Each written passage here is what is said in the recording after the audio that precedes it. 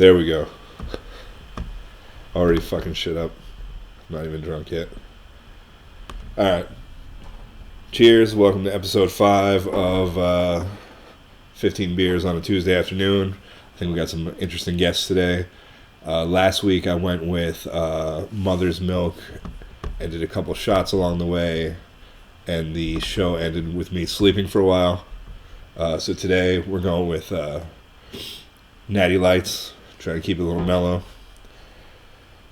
Hopefully I'll stay awake for the whole episode this time. Alright, well we're going to get right to our first guest. That was his music that we were rocking in the beginning. St. Christopher Webster from Grand Rapids, Michigan. Oh, we got some... Oh, hey, what's up, Jeremy? Cut Through a Freak Show. Be joining us later. We got some videos. I always have the technical difficulty whenever I try to play the YouTube stuff, but I think I have the video stuff figured out. Hopefully it doesn't become a fiasco. But we're going to get right to it, and we're going to call St. Chris.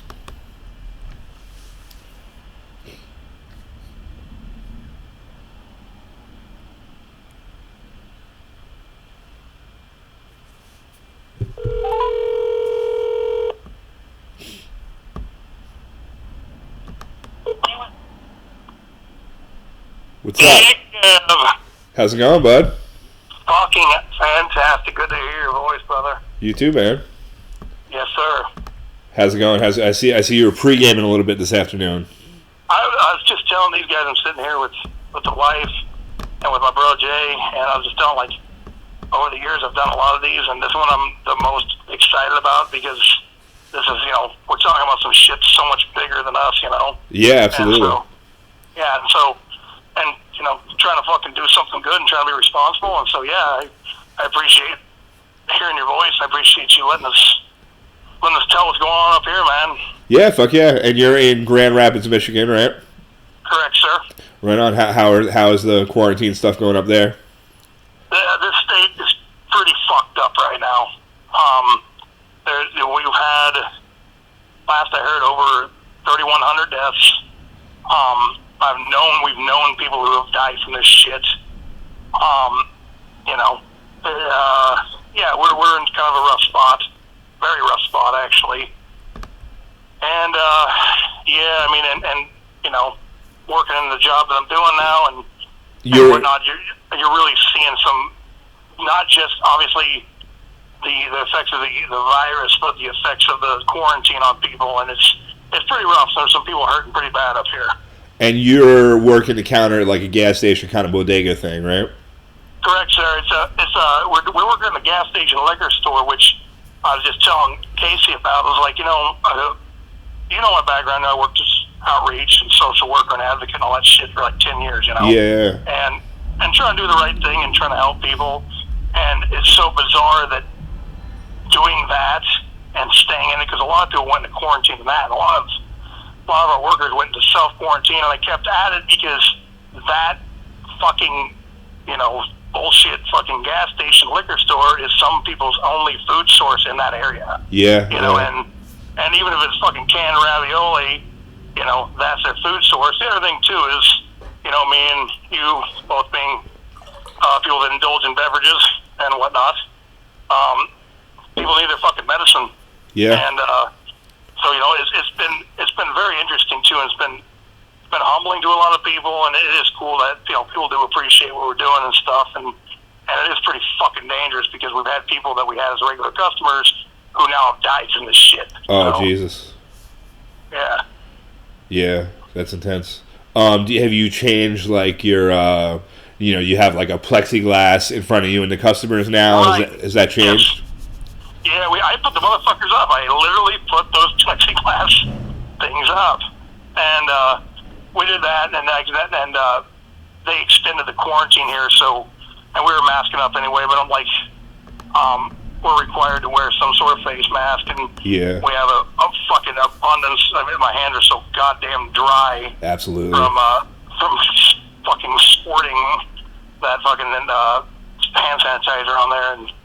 Yeah, I mean, we're taking all the precautions we can, but there are some people up there, like say we live in my area, the poor area, there's the buses have shut down, they can't afford Ubers, so we are their fucking source of food. Yeah. and they need their booze and smokes. We know that. Yeah. You know, and so it's a rough time, but at the same time, it's what gets me, like I said, on a personal level is, me. I mean, like, I can't. Some of these people come in, we we give hugs, we give high fives, we give the bro hugs. We can't do that, and it's interesting to me personally how much strain that puts on you, not be able to touch people and love on them and shit. And yeah, absolutely. It's very bizarre time. They are. Yeah, there's nothing quite like it. You were supposed to be out on the road right now, right? No. Ours was June 18th to July 18th, and like I was just telling these guys, and I mean, my nature. If I fucking would have given to people telling me to quit or whatever, or trying to suppress music, the whole different stories. Yeah. I wouldn't be talking to you right now. Yeah. And my first reaction was, and it wasn't this horse shit hyper conservative thing, which you've seen how Michigan has responded so fucking pathetically. Yeah. You've seen the Lansing thing where I used to live, and them on the Capitals with their fucking guns and all that horse shit. And I didn't react like that, but my first reaction was, I've been, working in the group homes, everything else I've seen, we've had to take virus precautions when shit broke out. And my first reaction was, okay, we're going to proceed as usual. Yeah. It wasn't aggressive or anything. I'm really, really on the fence now. And pretty much if like, one of the deciding things, if Courtney decides to cancel Heavy Rebel, which that most that very likely could happen, we're not doing this.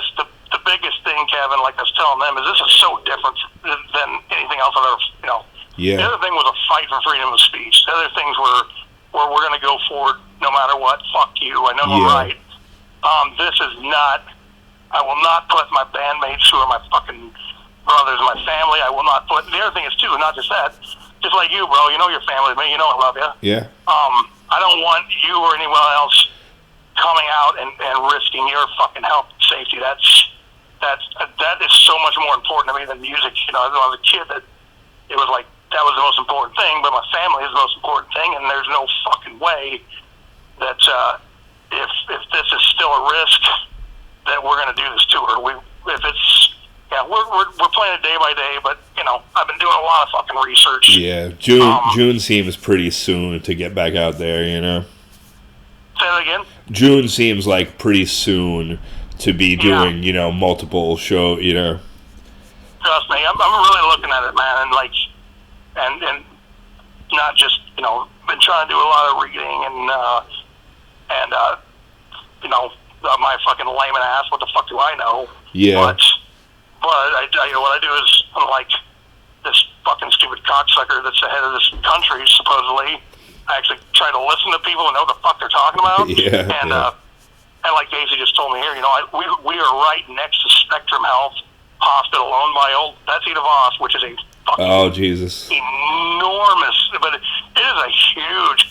Dude, this is a medical town. It used to be a furniture town and whatnot, and we have nurses, we have doctors that come in, and I question them about this, and I say, what do you think and whatnot. So I'm listening to them. I'm that new documentary that just came out on Netflix.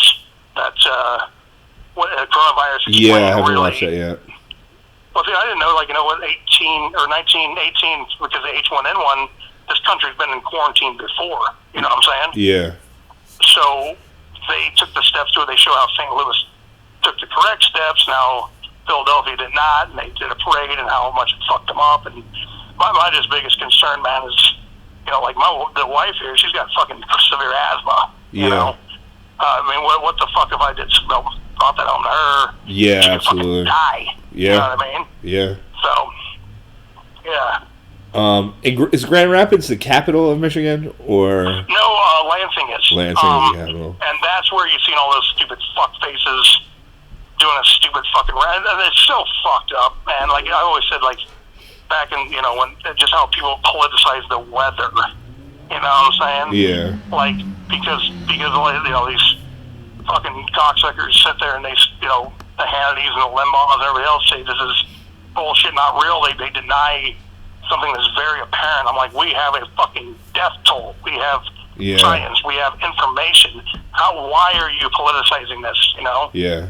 Well, it's like, do you think that everyone working in a hospital, like, because I certainly don't, the idea of the news overblowing something so the government can have more control isn't a crazy idea. I get that.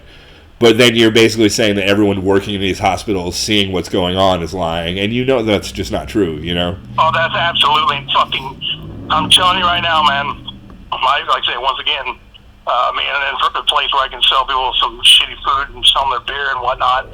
We also live right next to... You can look it up, Spectrum. This is a medical town. Yeah. And we work a quarter mile down the road, and I got nurses and doctors coming in here strung out of their fucking mind and seeing this and watching people die in front of them, and it is the idea that this is being minimized is fucking horseshit. Yeah. You know what I'm saying? Yeah. It's infuriating, really, because I had one young lady come in there, and I was like, doing the thing, how's it going? How you holding up? I was doing it to people, and she's like, not good. She goes, my aunt just died of coronavirus. I'm like, well, that fucking sucks. And she goes, yeah, she was a young woman, basically, or younger. She was in her 40s. She was diagnosed with lung cancer, but it was controlled, right? Yeah. She gets it within a couple weeks. She's fucking dead. And this girl goes, I believe that this was fake. She goes, I bought into this. She goes, now I know it's real. And also, here's the other sad part. They can't have a fucking funeral for her. They can't even grieve this, So the toll and the psychological toll this is taking on people is like nothing I've ever fucking seen, man. Yeah, absolutely. I've heard some stories of that where people are, someone's father's dying and they can't be in the room with them because, the transmission and whatever. So you're just basically in a room talking to people on the phone. It seems like a crazy way to that absolutely happened. My bro Jay here, who's fucking, tighter than blood, toured with me fucking twice. We've worked bars together, booking shit, He's a guitar player? Say that again? You're a guitar player? Bass player. Bass player. Okay. Bass player Jay. And his stepmother went in with not coronavirus but cancer. Well, she had lost her hearing years ago because of a very odd thing. She was allergic to aluminum and lost it because of fucking deodorant. Thanks for poisoning us, corporations. Yeah. Another thing there. But she lost her hearing like 20 years ago. Well, his dad interprets for her. Well, he can't be there. And then they wear the mask over their face. So this woman is very sick with some very aggressive cancer, doesn't know what the fuck's going on, can't talk to her husband. It is a fucking heartbreaking thing, man. Jesus. Yeah. Yeah, it's hitting us close to home on all levels, and maybe that affects my opinion or whatnot. I never had that aggressive fucking opinion of this ain't real, blah, blah, blah, blah, but I did have the idea that, no matter what, we tour, and that's built into me, you know what I mean? Absolutely. But this is different. This is not, this is something that affects everybody I care about, and it's beyond serious, Yeah. And Michigan's kind of a strange place. Like, I talked to Husky last week, and him and Carolyn are down in Georgia, which is obviously conservative and very religious. Michigan's like a weird one because it's very working class. Yeah. But there's you got that union shit. Because of the auto industry, stuff, the auto industries and shit. It's much more blue in that sense. I don't know. I got my ideas about. We've talked about government and stuff. Things. But I'll tell you what. When you elect fucking leaders and you buy into the government system, their job is to fucking lead. And I don't know anything. They can say what they want about this governor. She's trying to keep her people safe. Yeah. And there you go. And she's doing the best she can. And not only was she doing what she thought was right, you had this fuckface, doing the. It's such a gaslighting thing the way he demeans her, but she's standing up and she's doing what's right. And she's being a good fucking leader. In my book, beyond that, she put herself out there, has been called fucking all these terrible names, had her character defamed. I know about that, Yeah. She's standing up for what she truly fucking believes is right. I truly believe that. I don't think there's any fucking underlying thing, because if she really wanted to, further her political career, she wouldn't have locked us down for another, 3 weeks. Yeah. So I really believe she's honestly trying to do what she thinks is right, and she's facing horrendous adversity for it. And I think that she's we don't know what's going on. She don't know. I don't know. Yeah, she's doing the best she can. Later, Todd. Well, that's what a couple, you see that with a couple of the criticism of that, like, Fauci dude is like, oh, well, not as many people died as you said were going to die. Well, is that because of the precautions? Is that because of the precautions, or is it because, like... Well, I mean, if you look at the research shows, and he, again, like I said, here's a guy who served under fucking 6 different fucking presidents, and has been a doctor longer than me and you both been alive, basically. Yeah. And saying, he goes, the way that this virus works is when you think it's starting to flatten out, that's when the fucking shit spikes. So people are like, oh, okay, that's fine, and then shit spikes. They showed that with the H1N1 back in 1918, and, I said St. Louis locked down. They were doing good. They reopened. They seen a spike. They locked down again. They waited till November. Started in spring. I mean, it took months to do that. And quarantine is the most primitive way of doing this, but that's because you have no treatment. Yeah. You have to do it. Or testing. Like, if testing, you could test yourself every morning, then, you could go have a workplace where you test everyone before they come in to go to work, but that's just not available with this, Well, and beyond that, too, is like this, you look at something like SARS, very aggressive, kills lots of people. That is basically, they say, only contagious when you're showing symptoms. This one, when you're incubating for fucking 21 days. Yeah, absolutely. You can spread it around. Not only that, but it's tough, and it can live on surfaces, Yeah. And I honestly think, Kevin, I was going to tell you, we got off tour in December, and I was so fucking sick, I went into the hospital here in Michigan. So listen to this, a personal testimony. So the year before that, I went in, I busted a rib somewhere along my interesting life I've lived, and it rubs on my fucking left lung, and I've got scar tissue on my lung, right? Yeah. That compiled with a fucking terribly unhealthy lifestyle has caused me lung problems, right? So the year before that, I go in the hospital after tour, sick as fuck, I had a sepsis. I was fucking very critically ill, and that was in 2019.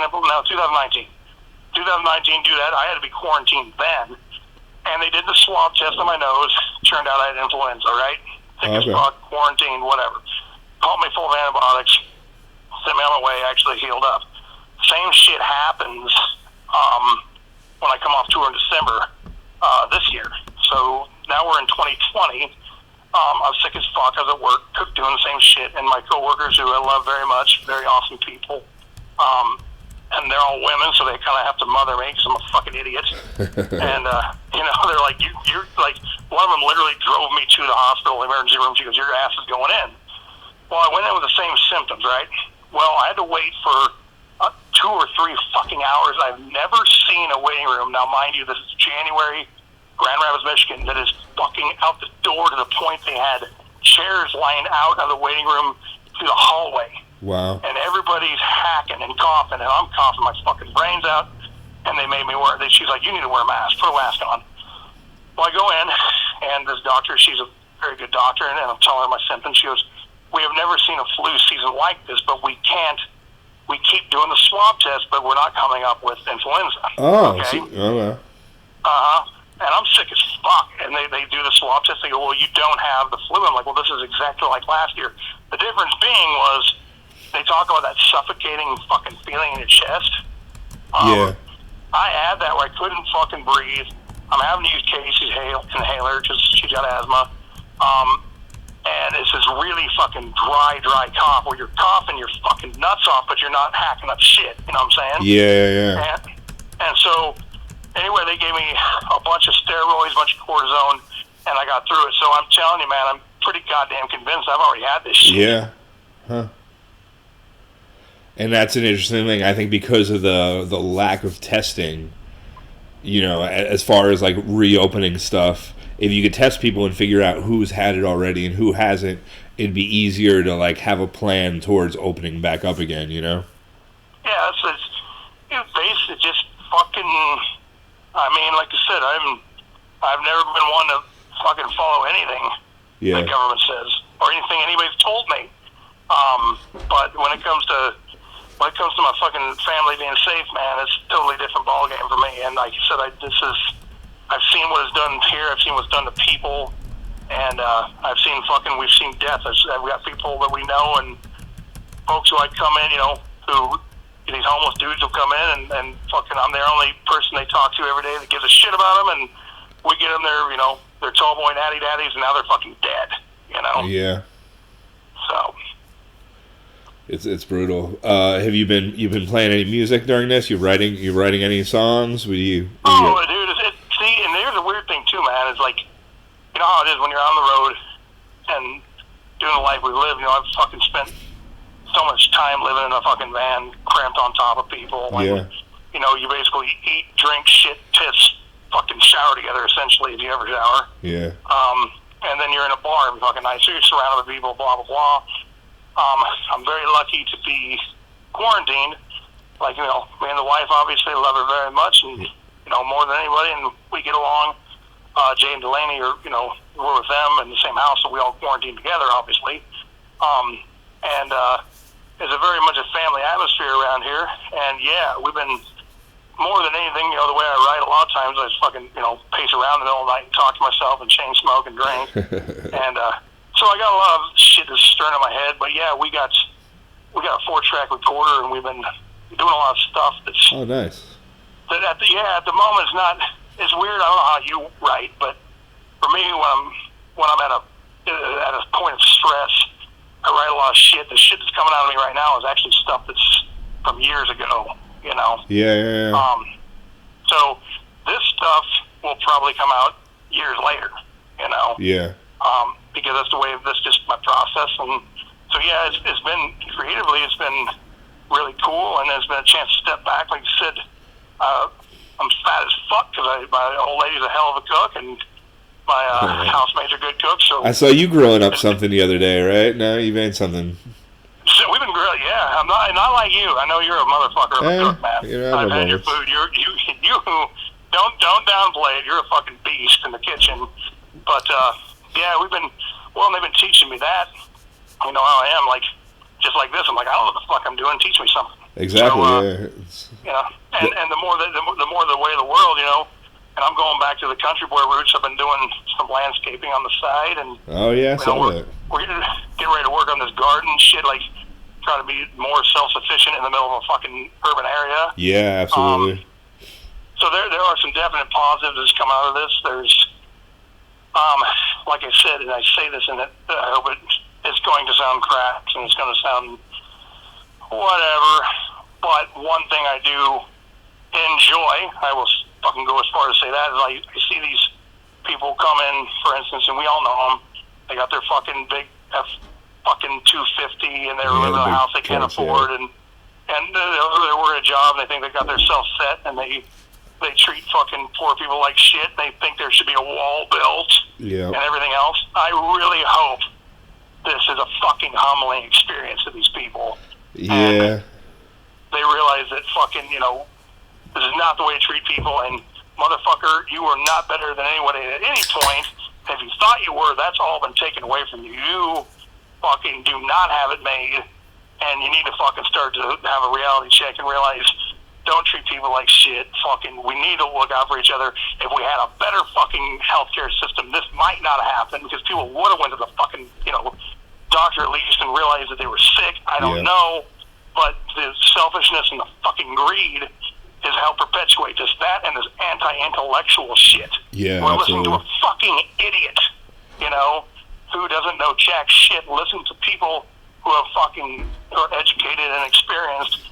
Don't appeal to this nonsense, man. I mean, there's certain people that won't, and we got these fucking morons here. And I will say that I think that the pricks on the Capitol with their fucking Trump flags and their fucking guns and shit, that is definitely a minority. It's not representative of everybody here, but those people, they'll never fucking listen, so fuck them. Yeah. You know, but hopefully some people come around. Like I said, I came around more to realizing that, you know, I'm very much leaning toward we're not going to do, you know, June and July, especially if Heavy Rebel goes down. I just do not want to put the people I care about in jeopardy. I don't want to put my band in jeopardy. I don't want to have people I know and love, who, you know, all over the country come out to our shows and risk getting fucking sick and getting, you know, the consequences of that. So that's where I'm at right now. Absolutely. And I think it's interesting that you see, you know, these dudes making minimum wage, or, you know, these people making minimum wage working in grocery stores. That's what's holding everything together right now. Right. Without that, you know, people would panic. That's where you have that, like, doomsday prepper, you know, you have to eat a bag of fucking rice for the next 2 months bullshit. But you working at the fucking bodega, the bodega workers are keeping the shit together. Yeah. It's not the people that, you know, it is people that have been looked down on or who are at the lower, you know, end of the earning spectrum that are literally keeping shit, you know, together. Mm-hmm. Yeah, and there's definitely been, I'll tell you, man, there's definitely been a humility to that. Like you said, I mean, fucking, I come from a background, and I don't swing my dick around, but I've got college fucking degrees, you know what I'm saying? I went to school. I'm fucking a quote-unquote educated person. I work the job I work so we can keep playing. You know? I can disappear for a month and a half and do that. So this one fucking dickwad down in North Carolina with the glory of the social media was literally saying, like, a grown man and almost 40 years old selling beer and say, like it's like a demeaning thing that I fucking work in that industry. And I'm like, well, for one, who the fuck are you Absolutely. To judge me? And two, like, I was brought up by my grandpa, a fucking proud fucking World War II vet. He always said, he goes, whether you're the fucking president of the United States or whether you're shoveling shit, you do the best job you can. Yeah. And I know this, too, prior to this, man, that, like I said, I work with people that are destitute, homeless, poor, and for fucking 30 seconds, I can treat them like a fucking human being, you know? And they come back in just to fucking have somebody be nice to them, give them a fucking smile, make them fucking, you know, joke around with them. So, yeah, fuckface, and the rest of people think like that. You can fucking suck me off because, you know, your place in the world is to judge people, and you're a miserable piece of shit. You know, I live a great life. I got friends like you across the country. I got an awesome fucking family here. And, yeah, I mean, this is our chance. There's a lot of people really scared where I work, and there's people that ducked out, you know? Yeah. But we also know that fucking it is a sense of pride where we're like, if that fucking place were shut down, that whole neighborhood would not have a food source. Absolutely. And that's a crazy thought, you know, and that's where people start to panic. That's where, you know, shit starts to get a lot crazier than it actually is right now, you know? Absolutely, man. We've seen, and like I said, and I'm not saying because she's my old lady, but, like, you know, people, they had so many people sick at Casey's work, and she is a cook at a facility for, you know, a retirement facility for people that are hurt, you know? Yeah. And she fucking went, there's like a battlefield promotion where she locked down and had to stay in that facility for days. Yeah, and, wow. Holy shit. Yeah, she had to sleep there, couldn't be with me, couldn't be there, didn't know what the fuck was even going on in the outside world. I mean, they worked her fucking, you know, 16, 18 hours a day. She went from cooking all day, which, you know, that's a hard fucking job. Yeah, fuck yeah. To go into fucking having to give these people meds, fucking put them in bed, wipe their fucking ass. You know, I mean, she took care of these folks because she actually gives a fuck. You know what I'm saying? Mm-hmm. And so, yeah, again, service industry worker doing that for, you know, just because she stepped up, just because she's got a fucking heart of gold. And, you know, that's what it's fucking about. I mean, if people go ahead and, I get judged all the fucking time, you know that. Yeah. But I know who I am, and I know fucking what I stand for, and I know who I care about. So, fuck these people, man. And we are putting ourselves at risk, but we fucking need to do this. You know, in honor of that, I have a bunch of these pictures set up for the whole, like, online thing. I have the one of you with her butt in the Red Hot. So we'll put that one up next as the you know. Well, that's the thing too. They attack the character. I'm like, hey, I make no bones about who I am. I like to fucking drink. I like stimulants. I like fucking loud rock and roll. I like pussy. I like red bloody meat. That's who I fucking am. You know, I don't. What are you gonna come at me with? You know. Very true. Very true. What the fuck was I going to ask you about? How are you doing, by the way? I'm sorry we've been talking about this shit. How are you, my friend? Oh, I'm pretty good, man. This honestly has affected me. You know, my life was weird before this. I was like a barely employed dog walker, you know, kind of focusing on trying to write some songs and, you know, do some art shit.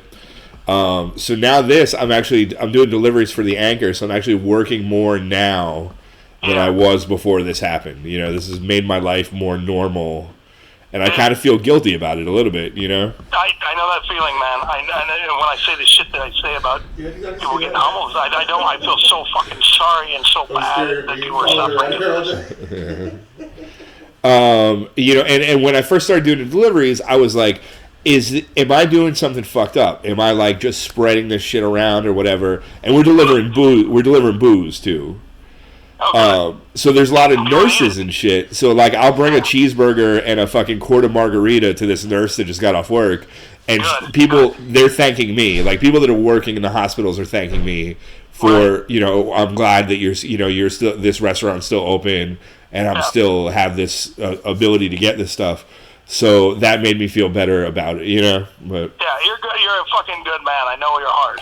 I know the way you treat people. I know the way you treat people that come through town. This does not surprise me at all. I'm fucking proud to call you a family member, man.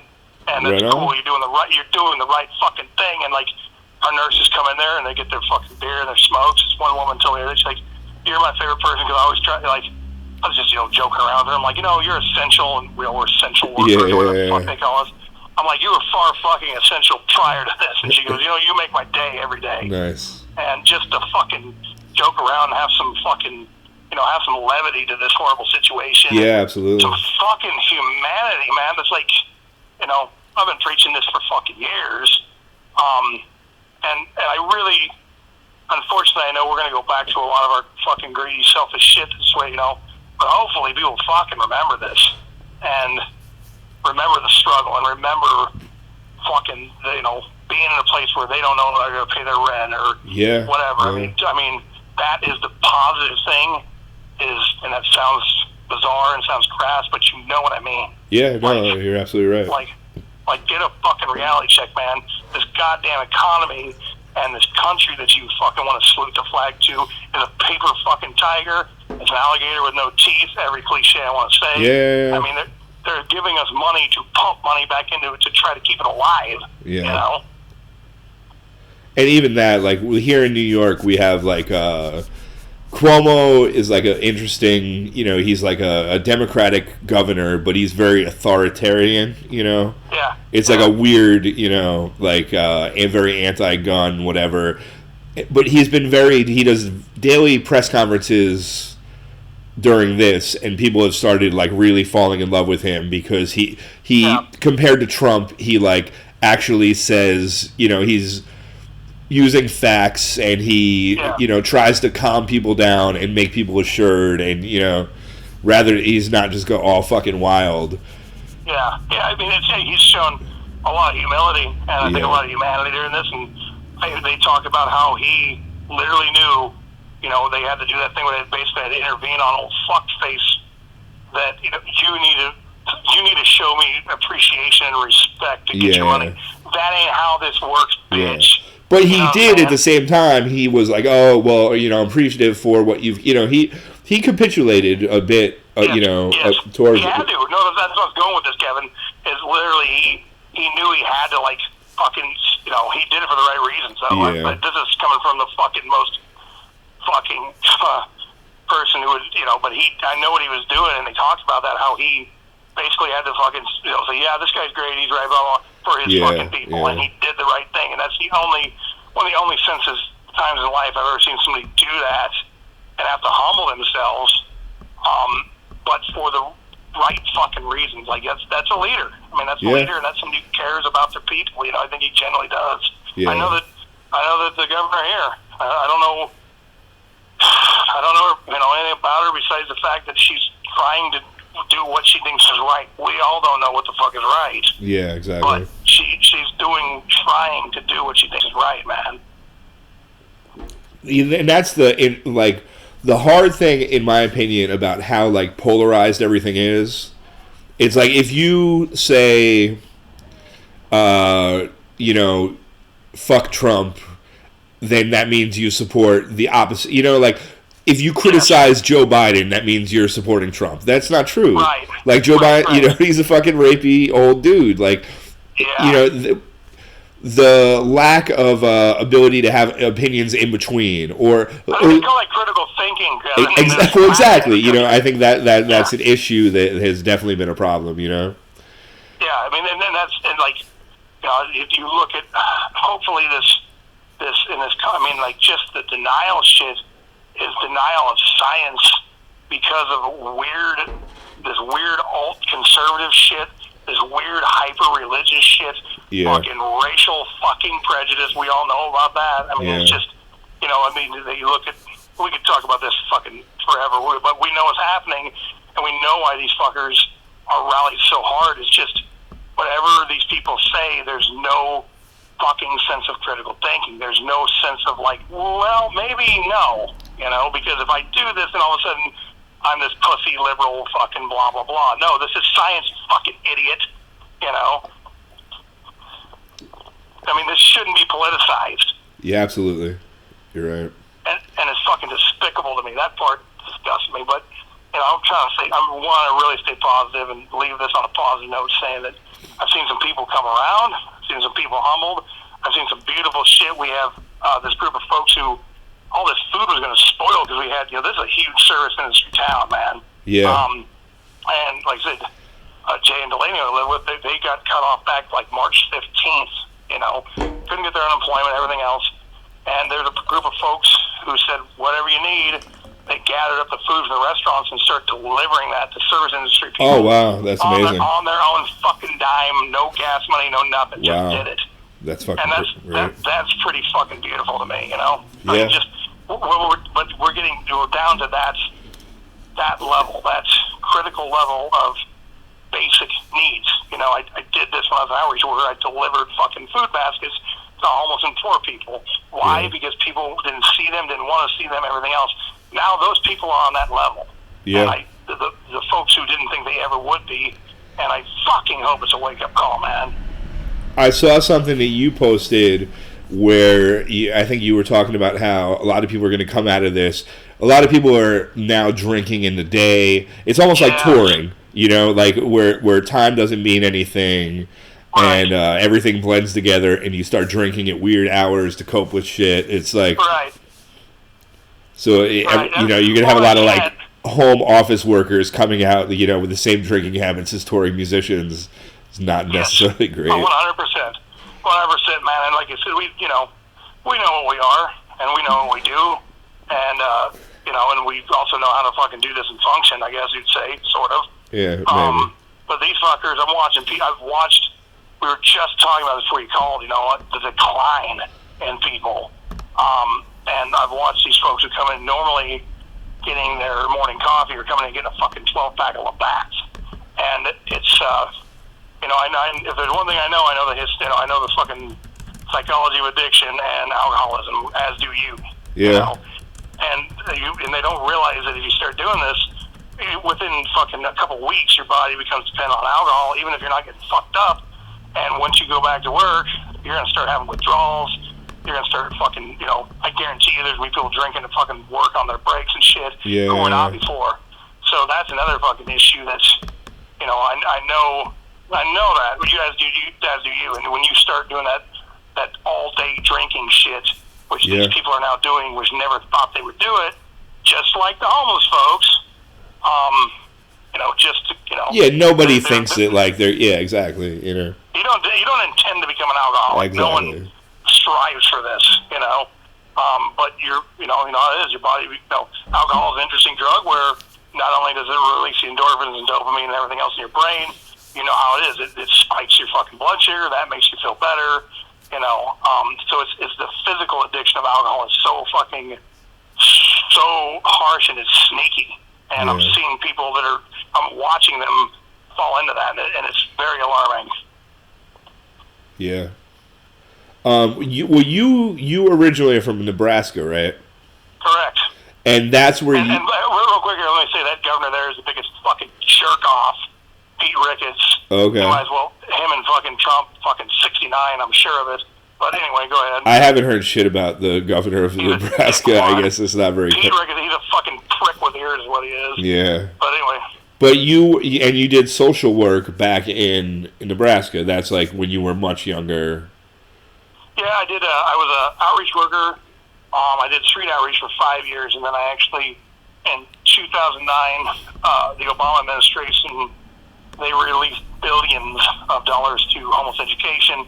I was a part of writing a grant, then I became the homeless liaison of the Lincoln Public School District, which is a district of, at that point, like 37,000 kids and 60 buildings. So I was in charge of all that shit. I was on the Governor's Commission for Human Trafficking. I'm not saying this to... Yeah, no, I mean, I think it's interesting, and I think that's an interesting thing to talk about, right? Yeah, I mean, it's just I know my shit when it comes to that, and I've watched... I also, I was a part of a program, too. We were the first, and it was after I was gone, of course, because it took years, but we were the first city, we being Lincoln, Nebraska, to end veteran homelessness.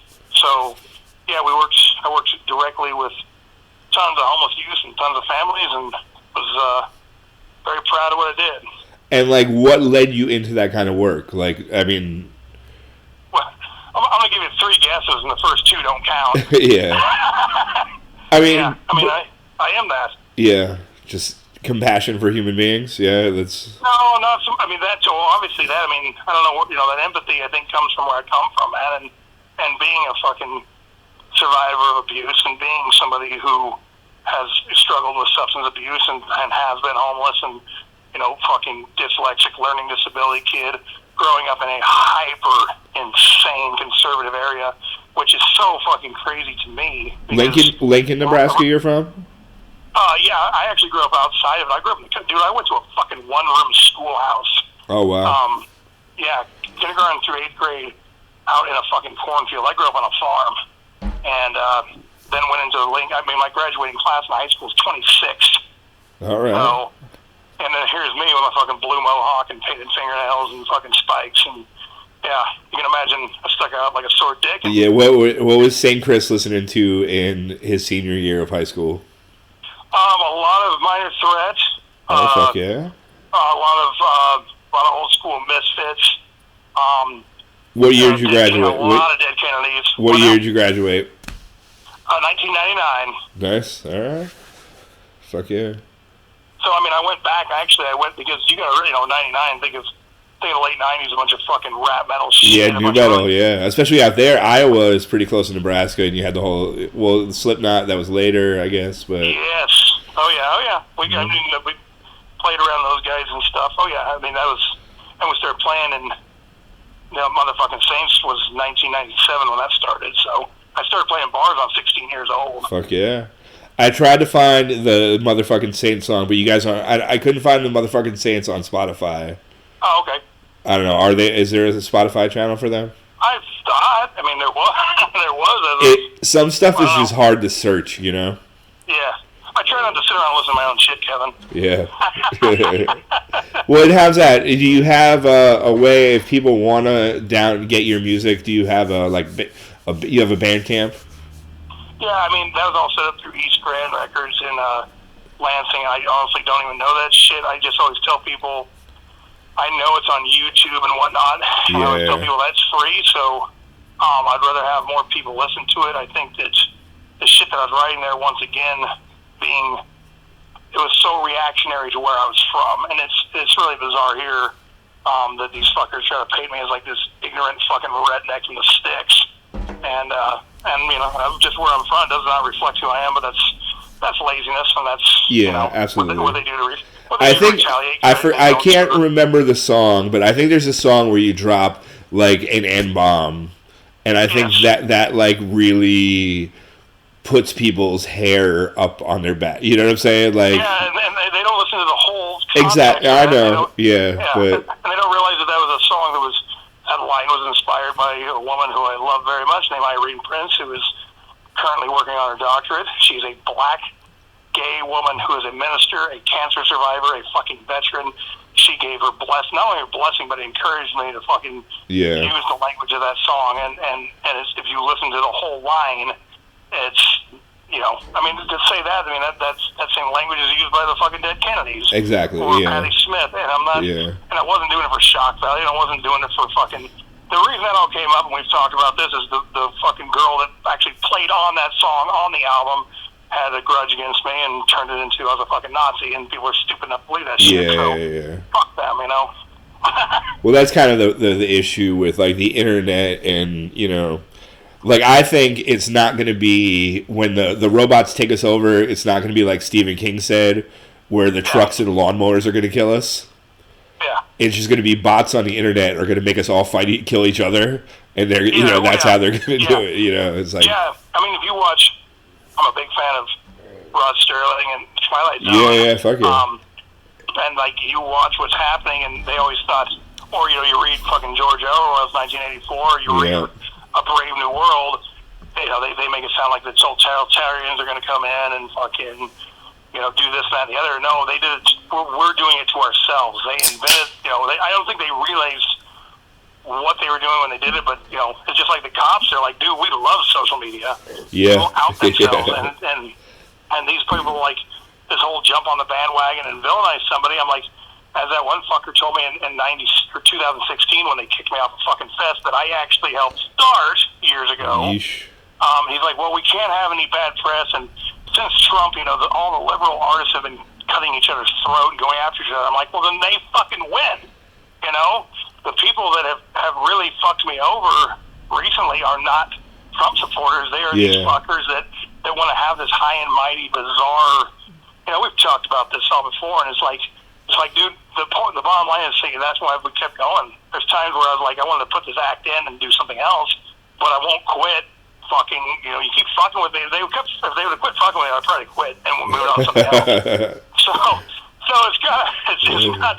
it's more detrimental to them than me, Well, that's the idea of the critical thinking, and you can't, like, that's what, if Joe Biden gets elected, maybe it's better than Trump, maybe it's whatever, it is what it is.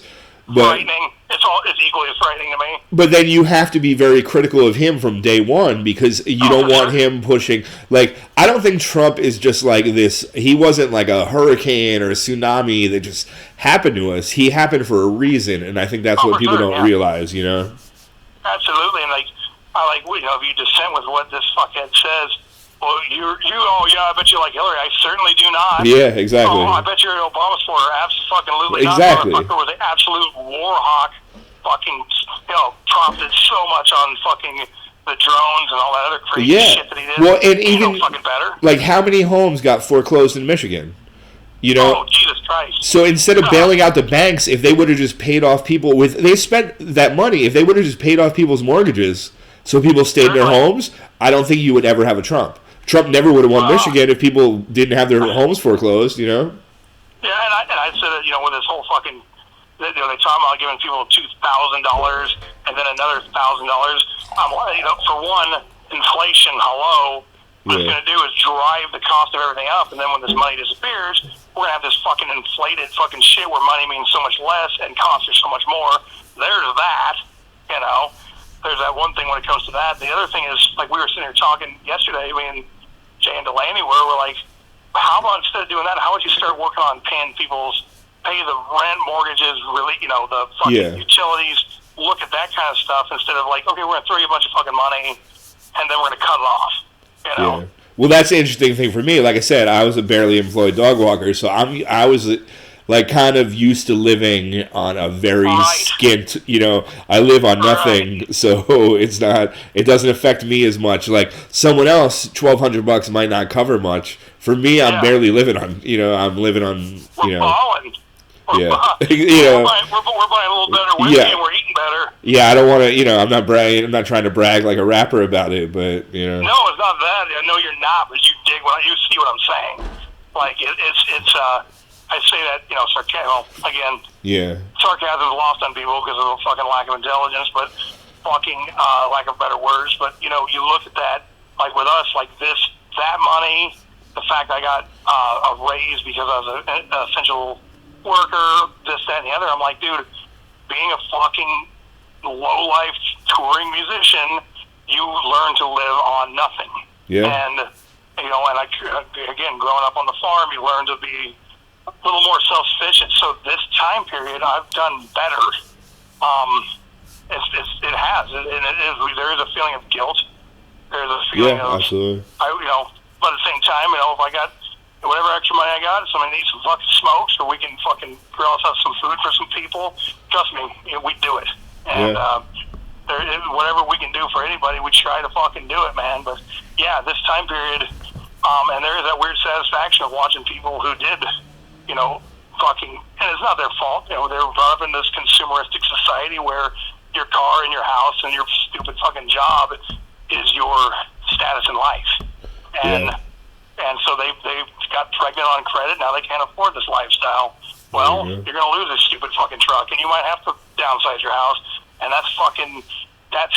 And that's, you know, I don't know if that's right or wrong. That's probably part of their fucking plan here. But at the same time, watching people get a little slice of humble pie, watching some of these fucking bars here that are so exclusionary, you know, fucking don't let certain bands play, think they're real cocky, they're the fucking cock of the walk, now they're fucking, you know, it's to watch some folks get humbled, but folks like us, we're like, damn, this is not that bad. We know it's like a fucking tour, you know? Listen, I got to take a piss, so I think I'm going to play one more of your tunes. If you want to stay online, I still have some shit to ask you about if you want to hang out for a minute. Yeah, I can do that, bro. All right. We're our first pee break here.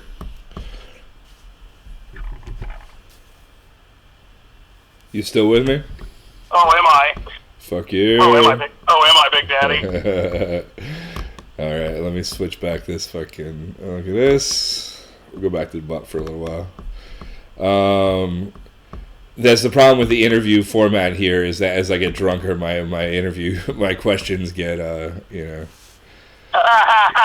Jeremy Kinnison says I need a piss jug. There you go. Yeah. What the fuck was I going to ask you about? A couple things. You did a talk-over video about basically like the history of Muddy Roots or the lead up to that. Not Muddy Roots. I was talking about the evolution of what became what I guess we know as the Roots scene. Yeah, and that was very, very interesting. That's on YouTube? Yes, it is. And what's it called? That was actually on the 10th anniversary of Straight to Hell, because to me that was kind of where it peaked, and then you've seen, and people can argue this all they want, whatever, but in my opinion, it was so much based around Hank Williams III, and you know, as I talk about the history, of that, you know, you had 9 Pound Hammer, and you had the Super Suckers, and you had Social Distortion covering Johnny Cash, but that melding really happened with his act. You know, with that and the Ass Jack stuff, and that is where you started seeing what became this version of the Roots scene that we've seen the last 15, fucking 20 years, whatever. For me, the Oh Brother, Where Art Thou soundtrack was like kind of a big one. You know, like holy shit, like what is this? I think I bring that up in there. I hope I do, because that was huge. Yeah. What else? Oh, and so you and your wife are writing some music. Yes, we are. She's sitting here right now. Awesome. Crocheting outside.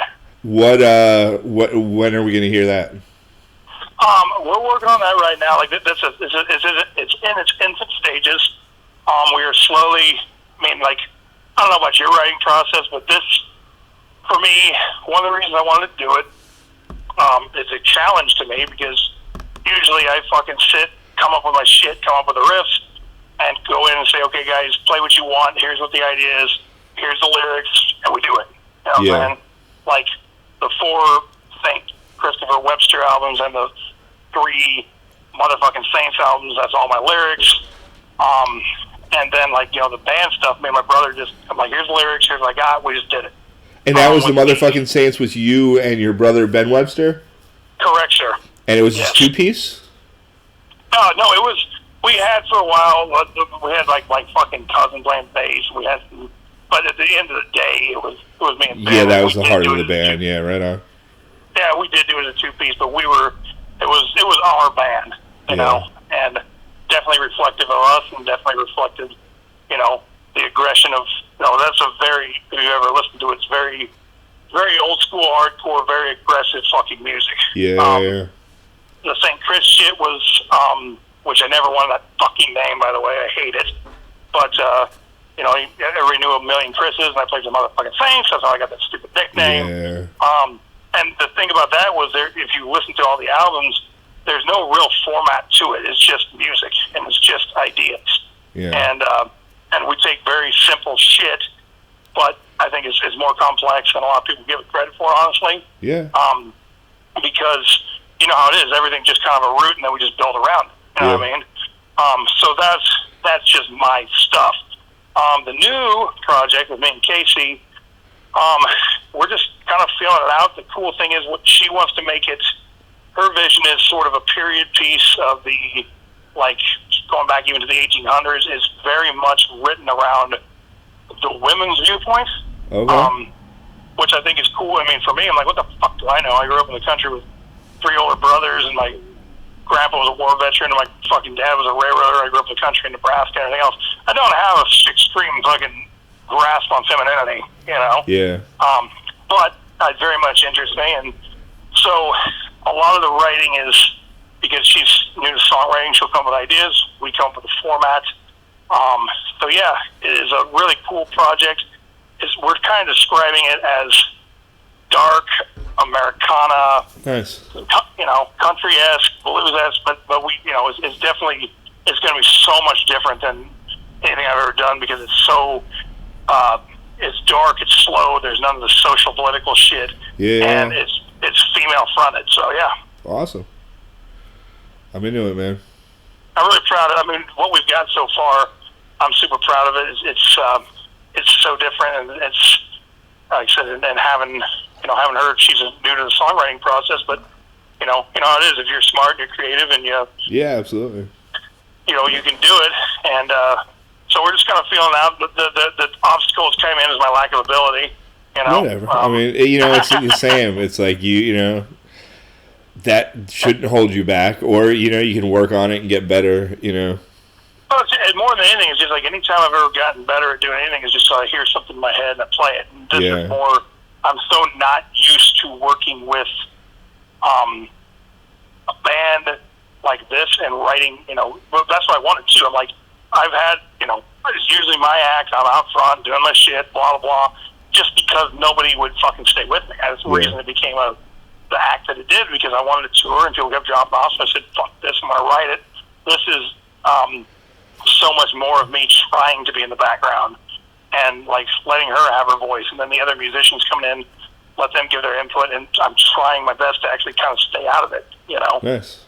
I think it's interesting to grow like that, where you know you be the front person, you be a backup person, you know, a role player, or you know the guy that takes the shot. Like I think it makes you a better developed person overall if you've done both, you know. Oh, for certain. And I mean, I didn't, like I said, I never wanted to be the front man. I never wanted to fucking be the guy. I really didn't. I wanted to be in a fucking band. You know, I really wanted that. And I still want that. And I consider, you know, when anybody is in the band we're playing, it's their band. It's not mine, you know. And this project, you know, I'm just like deferring everything, trying to say, here, you guys do this. I'm trying to lend whatever ability I got. But, yeah, the songs, like I said, that one, I posted that one, that I never usually post shit or tell shit before we do it, but I figured, you know, the times are hard and stuff, and I wrote that song about my grandma, who was pretty much my fucking hero, you know. My grandpa came back from World War II, he was a mess, and me and Casey worked for months on that song trying to get it right, and I'd write something, she's like, you're fucking still writing about your grandpa, we need to write about your grandmother's perspective. So it's a lot of me going, here's an idea, or her saying I has an idea, or, you know, that one was so personal that she did a lot of input of think more about grandma, think more about where she comes from. So definitely from more of a female perspective. So I'm trying to challenge myself, and it's been a healing process. It's helped me grow. And, yeah, I think it's haunting. I think it's I would dare say the first thing I've ever made is called Beautiful. You know? Wow. All right. That's amazing. I can't wait to hear it. Yeah, so I appreciate you listening, man. I'm fucking so excited. Honestly, I'm super stoked. And it's kind of like when I transferred from Motherfucking Saints to what I did there. There was people that hated what I was doing, and that's fucking okay, man. That's all right. It was a big fucking transfer, and it was a big growing process. And here I am, damn near 40 years old, and I want to keep growing and learning. And she's teaching me as much as I'm showing her some guitar stuff, the little I know. And we are writing some really, I'd say, some beautiful, haunting, dark shit that I'm really proud of. You can't wait to hear it. Yes, sir. All right. Well, I think I had more questions, but I'm a little bit boozed now. How you feeling? Mm-hmm. How you Me feeling? Too. Oh, dude, I'm about fucking 8 deep right now on several fucking Hewitt rails, so I'm doing good. All right. I think you got started a little bit before me, but yeah, these Natty Lights. All right. Have you ever seen? All right. How do you feel about Soundgarden? Oh, I've seen them once, and they were pretty good, and the old shit's pretty fucking cool. There was the remember the MTV Video Music Awards used to be a big deal? Yeah. I remember like mid-90s, this was like when I was living in New Paltz, playing in like I answered an ad for a Drummer Wanted Rancid Mudhoney Fugazi. Yeah. And I met some friends that I've had for the rest of my life. We started a band called Hauler. But we were living in this like little, like, not squatter house, but it was pretty like college dilapidated.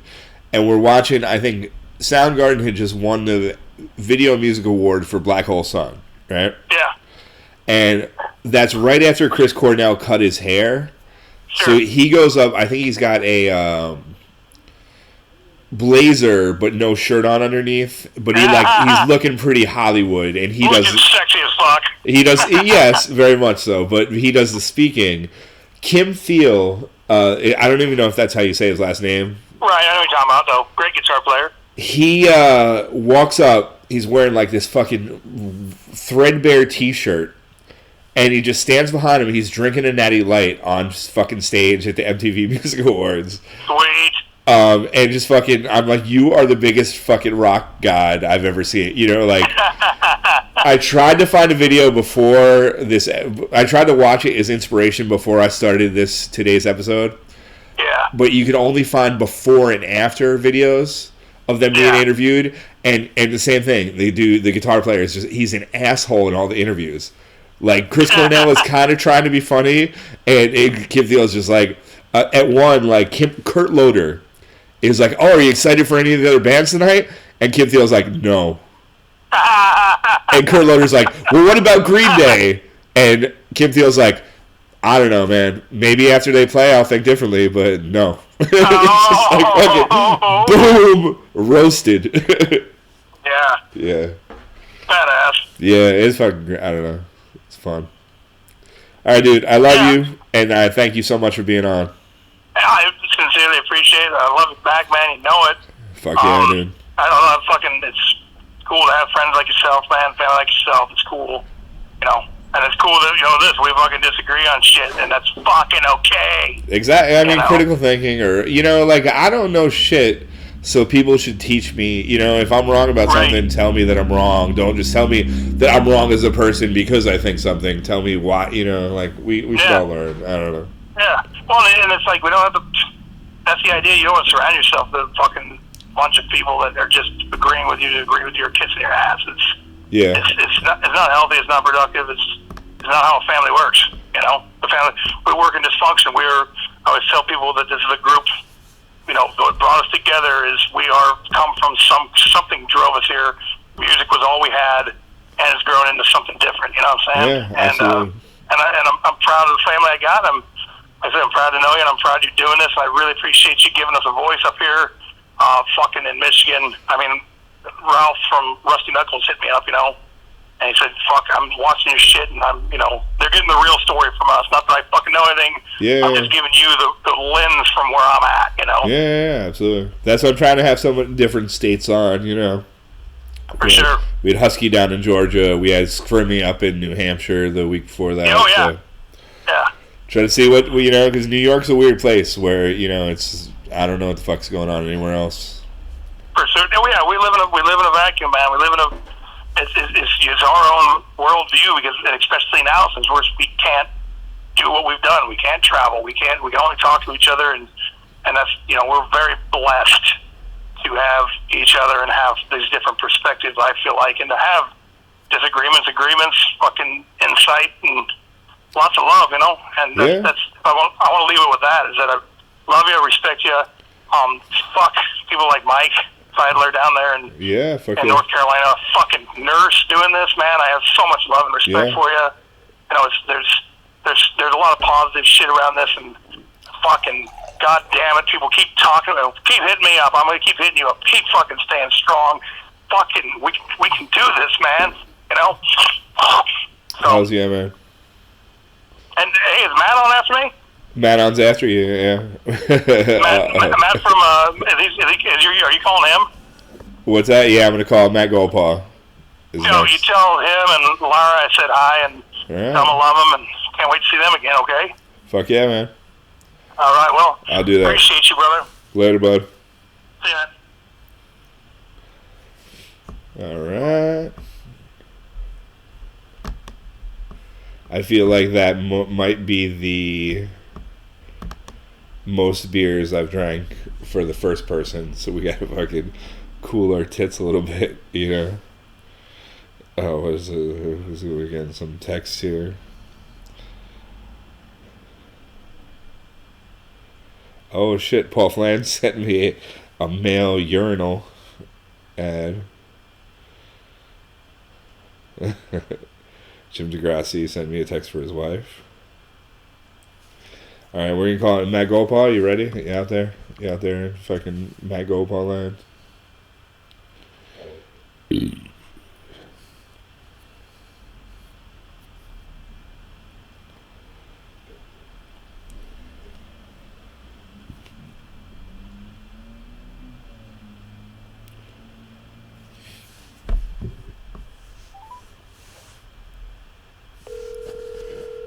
I have an Arkham song queued up, but I don't have to pee yet, so. I thought I told you never to call me here. I'm going to use the picture of you holding the base over your head to start off. So, yeah. So there's that. What's up, Doug? Scott from Royal Hounds had fun with that one in Photoshop. Yes, he did. Yeah, that was good. Great. Yeah, that was pretty good. How are you doing? Doing pretty good. Still finishing moving out of our old apartment. St. Chris sends his love. Yeah, we were listening. I send my love right back to him.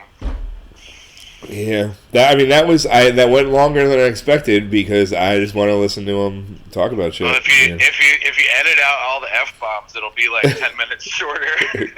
Well, Larry was like, "I'll do a drink every time." He says "fuck," and I tried for a while, but then it was like way past 15. There's no way. Yeah, there's no even small sips. Yeah. See, you guys just bought a house right as it started. Yeah, we did. And so yeah, that's been keeping us very busy, which is good because it keeps me away from the hard drugs like news. Yes, indeed.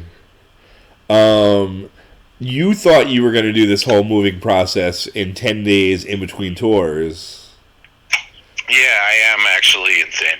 Yeah, I mean, that was in retrospect, this shit would be crazy for you to to move from anywhere that anybody lived for 8 years it would be very difficult. And I'm not quite a hoarder, but Lara sometimes thinks I am. Because it's like I love those documentaries about people that are like minimalists and they live these minimal lifestyles and they can live in a tiny house, but those people can afford to buy new stuff every time they need something. Yeah. And it's always that. But I mean, really I feel pretty privileged and lucky with my situation right now, and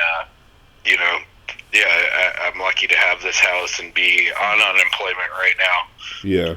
because I can't do any work. Like all three of my jobs are screwed. And the three jobs being you were working, obviously live musician. Yeah, touring music, and then my other fallback is scenic fabrication, which is like building stuff for events, and it's all for these like corporate event stuff. So it's for like Comic-Con and like Market Week and all like the Javits Center this, stuff. Like Ad Week, where it's just like things where like we've done weird stuff, like build like miniature golf courses that like get built here in Kingston, then get assembled inside an office building for some event, and then get thrown away that night. Yeah. It makes me feel bad about, it's like, how you walk around the house and you're like, oh, I forgot to turn the light off, I left it on all day, and you're like, I feel so bad about that, and you're like, that really doesn't matter sometimes when it comes to like what, but all the jobs, all the things that they build stuff for is for like, mostly like corporate events and things like that. So it's, I don't know. Yeah. So that's done. That's done for 12 months. And then my old fallback beyond that, but I used to do it full time, is the barbering. The haircutting.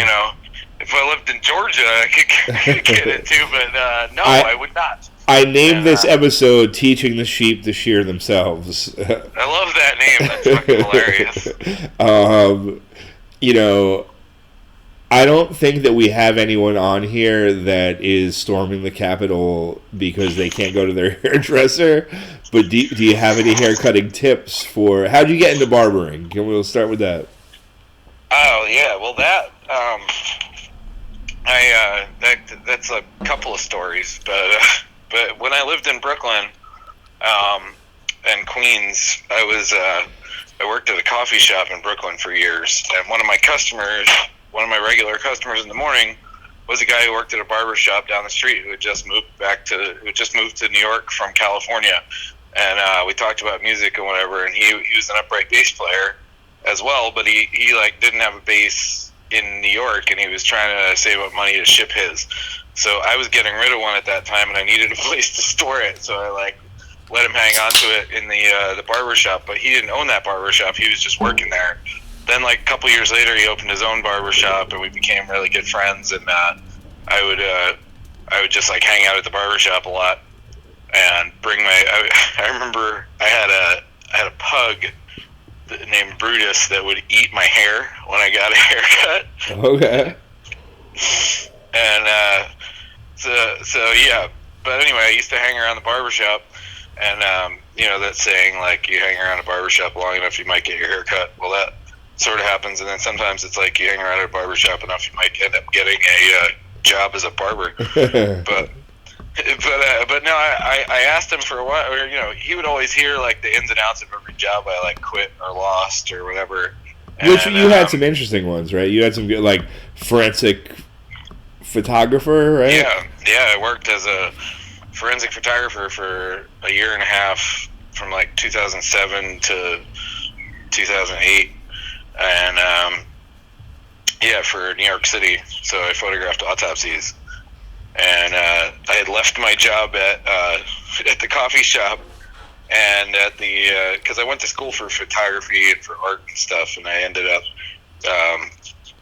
so that was like something I had thought about doing for years anyway, and but yeah, so back to how does that relate to well that'll be a whole separate thing. Yeah. I'm not a good interviewer. I left that job because not because I couldn't take it. It was actually kind of, it was interesting, and I loved the people that worked there. And but yeah, I stopped doing it because I wanted to be able to tour and play music, and I wasn't able to do it with the scheduling there, and I wasn't making enough money to give it up. So yeah, so I wanted to do music, and Joey, my friend who was the barber, by the time he opened his own shop, he would always tell me, he'd say, well, go be a barber. Why don't you be a barber? Then you can still tour and come back to work and whatever. And I was like, well, can I work here? And he's like, well, no, because he didn't have enough seats. He didn't have enough chairs in there or whatever. It was a real small shop. But then they were expanding, and it was like 2009, or no, it was like 2010. I remember because the last time I was on unemployment was during like the Obama administration and like the dream, when there was the when there, like when that financial crisis thing. Yeah, 2008, but then the 2010 is when it resolved. So yeah, I ended up, but yeah, when they had like the dream unemployment then, where it was like 99 weeks. Oh, wow. So I was on that because I got fired from my coffee shop job that I'd gone back to working at, but I got fired from there, so I qualified for unemployment, which paid me based on my salary from the medical examiner's office. So I had nice. I had like the max thing. So I used that time to because I got tired of unemployment asking me to go get a job.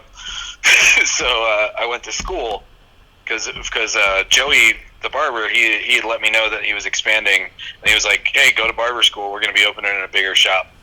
So I did the barber school while I was on unemployment. Nice. And in New York State, it's like 500 hours to become a barber. There's like that's a lot of hours. Different.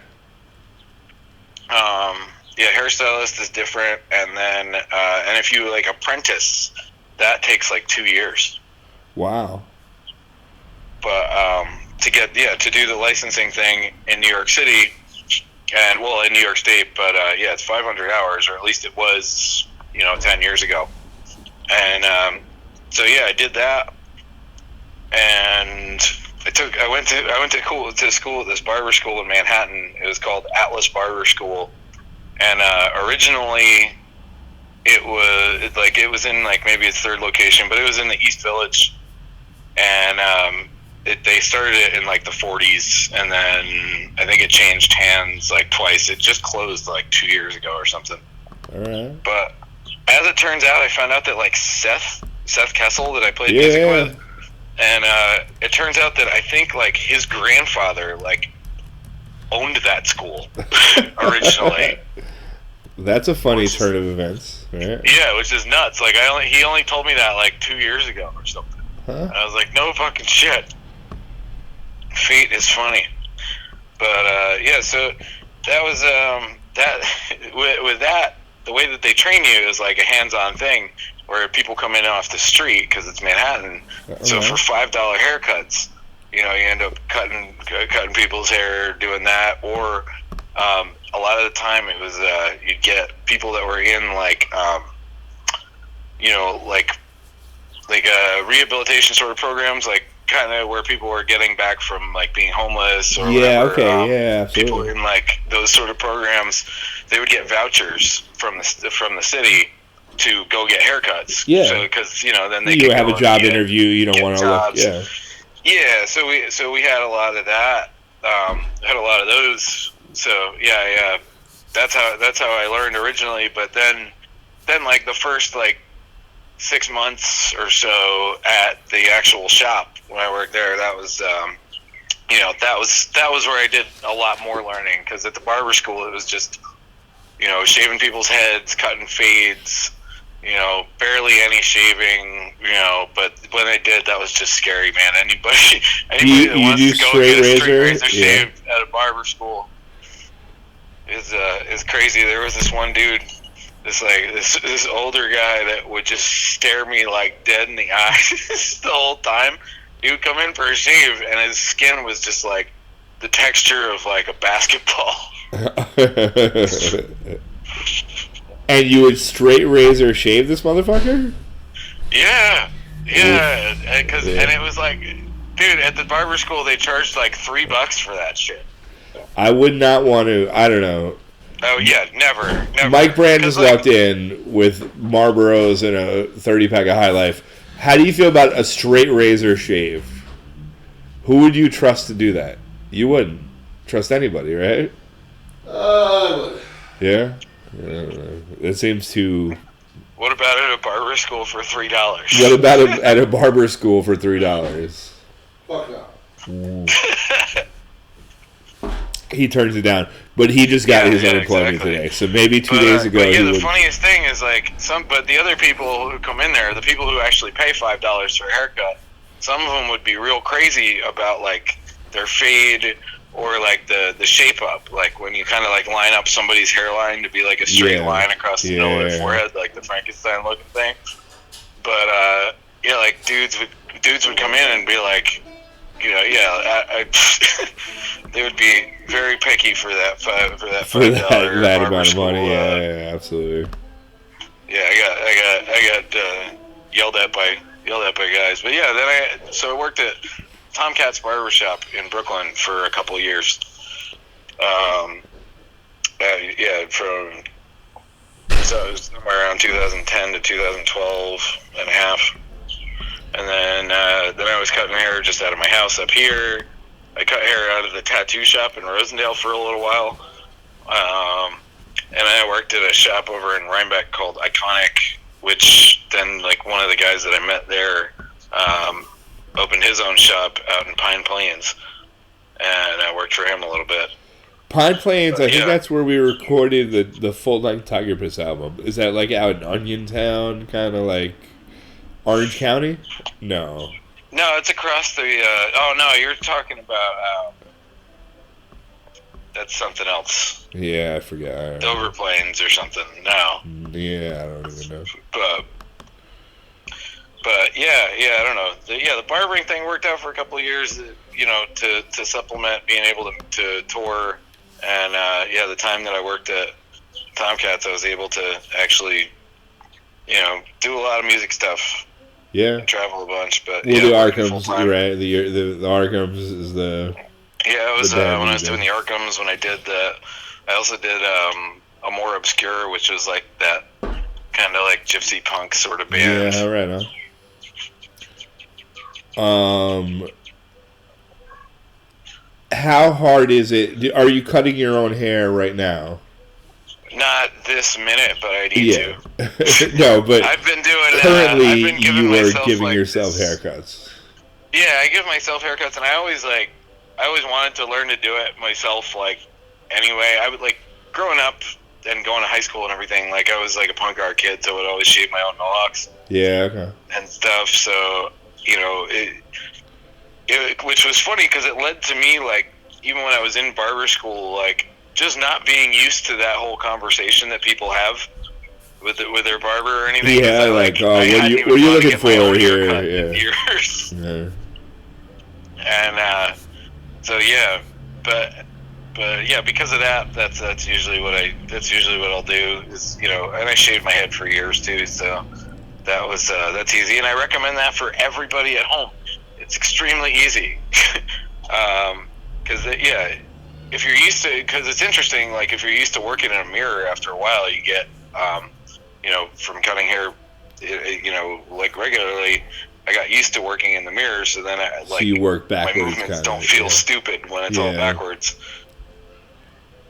Like, I have a hard time. One of those, if anybody has one of those like 3-way folding mirrors in their bathroom, you know, the ones that like fold like in on either side, like those are great for doing your own haircuts at home. Yeah, because you can see you can see the back, you can see both sides, and really, if you get some kind of a clipper kit that has like, you know, different guards on it, you know, like the number 1, number 2, number 3, or whatever, it's actually pretty easy to fade your own hair at home, you know, even to just do like a little bit of a tapering thing down towards the bottom. Huh. And do you have any tips for that? Like, I don't... I would say, like, go with the longest length you're gonna do, which would be, you know, higher up first, and then work your way down into the guards. But, you know, like, you kind of think of it as like blurring a line, even if you were like drawing a picture or something, you know. Okay. Or like where you do it like kind of, you know, you take the 3, like let's just say it was like, yeah. But it's pretty easy to do that, or just, and yeah, if you mess everything up, just be comfortable with shaving your own head. It's cool. There you go. You know, right now there's also like Or yeah, I mean, in the last like bunch of years, it's been like trendy for girls to shave like a patch out of the side of their head. So, yeah, now's a good time to do that. I mean, if it's going to stop you from, picking up a AR-15 and storming your state capitol. Maybe. Well, I saw this meme the other day. I need my hairdressers. It had this dude that was like, "Oh, I can live for 2 years off the grid," and then it's got like the same dude like protesting like, "I need my hairdresser." I mean, I had a good name. I was walking the dog the other day, and I had a fucking great name for like a survivalist bartender or hair tender fucking thing. Fucking what? I can't remember. But I had a good name. Now's the time for the fucking drive-in Flowbee clinic. Exactly. Just make it like a car wash, like have like a. Where you just put your head out the front driver's side window, and they just fucking trim that shit out. Yeah. Yeah, remember the Flowbee? I do. Yeah. Like attached to your vacuum. Vaguely. What a terrifying fucking. I mean, I never had one, but I remember seeing the commercials. Like, what a terrifying thing, man. Because cutting kids' hair is already crazy enough anyway. Yeah, I wouldn't want to do that. It should be a job left up to the parents. I have a picture up now of you washing Dolly in some kind of industrial sink. Oh, in the it's at the car wash in Port Ewan. They have a dog wash. Right. It's amazing, and if you that's the second time we've been there, because the first time was when she got skunked a couple of years ago, like right before tour. She got skunked on St. James Street in Kingston. That's fucking nutty. There's some fucking punk rock skunks on this street. Oh, yeah. Yeah, I'm not a fan. So you and Lara have been doing Monday night live streams. We have. It seemed we picked Mondays because days of the week don't really matter anymore. Very much. I don't know. It seems normal. It's been fun. Yeah. I think it's good to have something to focus on, every point of the day or point of the week, just so it doesn't all slip together, Yeah, I feel like the weeks go by just as fast as they did when life was happening like normal, though. Yeah. It's crazy. Well, you're used to being on tour, and I think that like this is like kind of being on tour for like people that work in offices and shit, Yeah. It's like, oh, your day doesn't, time doesn't mean anything anymore, but you have this 1 3-hour thing you have to do, or what, like, you have to, it's kind of like, I don't know. Yeah, luckily I've been, working on my house and working on moving out of our apartment, because we had a subletter, as you know, we had a subletter there, like, renting our room out for the time that we were supposed to be on the tour that got canceled, so... we couldn't even get to our stuff, and like the whole procedures of how to even get our stuff back while she was still there. Yeah. It was, and we were letting her stay there too for April, because we didn't even ask her for the money for April, because it was just what the fuck? Yeah, asking anybody for money in the middle is stupid. And our first mortgage payment wasn't due till May 1st, so we haven't had to defer it yet, and I'm gonna try and keep it that way, but. How have the live streams been going? Like, it's been about a month now, so you should probably be on your 4th or 5th Monday live stream, right? Yeah, and it was the first week was really good, and then we still have a lot of people tuning in. Yeah. But yeah, I mean, there was people were tipping like crazy, and but that we knew that wouldn't last. But has it slowed down? Plus, yeah, it's slowed down a bit, but also, I mean, it's totally understandable, because, I mean, people are consuming music so much right now, and I hope that they're spreading it around, Yeah. I would imagine that people are like, okay, well, I can afford to, to tip this many of the things that I'm watching. One thing that really weirds me out, though, is, I guess Megan Jean got kind of like trolled really hard during hers yesterday. Oh no! And it's like, who the fuck is watching things that they don't like? Yeah. Right now, really, like, I understand that. Yeah, you're bored. You're probably at home, whatever. But even if you watch a bunch of stuff, there's so much content out there that you really don't. Yeah, have you to don't have to watch something you don't want. Yeah. Spend enough time watching something you don't like to then start like engaging with it negatively. Yeah, I mean that's kind of me and Chris were just talking about that, where it's just like, I don't know. Yeah, there's no reason for it. Like, I don't know. Yeah. Have you been writing any how's the writing with you? Are you and Lara writing songs right now? Yeah, we're almost done with an EP. For the Gold Hope stuff. That's all like quarantine-related songs. Okay. And, some of them were about like us and our experience, and we're just wrapping up another song about that where it's like a thank you to all the essential workers. And, we're going to try and get all these things recorded in the next couple of weeks. I'm setting up our studio right now. Yeah. That's going to be in the garage? Yeah. Nice. What's your Arkham's process now? Because you've done one single with the Arkham's. Is that just like whenever you have something written, you'll get everyone together, you and Bobcat, and you'll do it? Well, Bobcat and I have like a backlog of stuff to record and to work on. Yeah.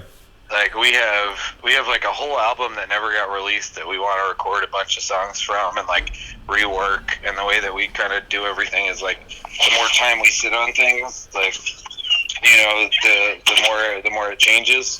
Yeah. And we're the last ones that we did were just kind of like one-off stuff because we actually had the time to get together.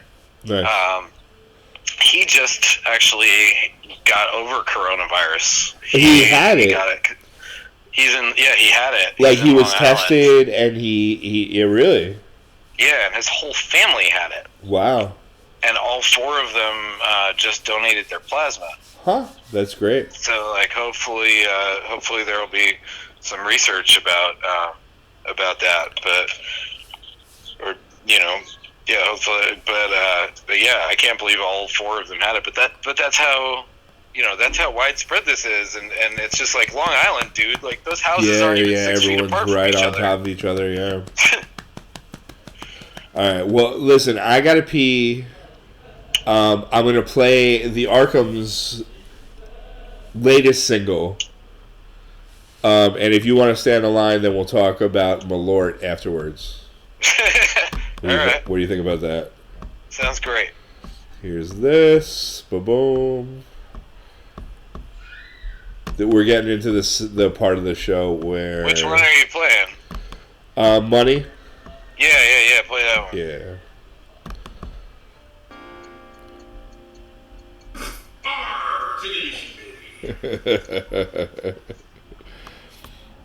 Good grief.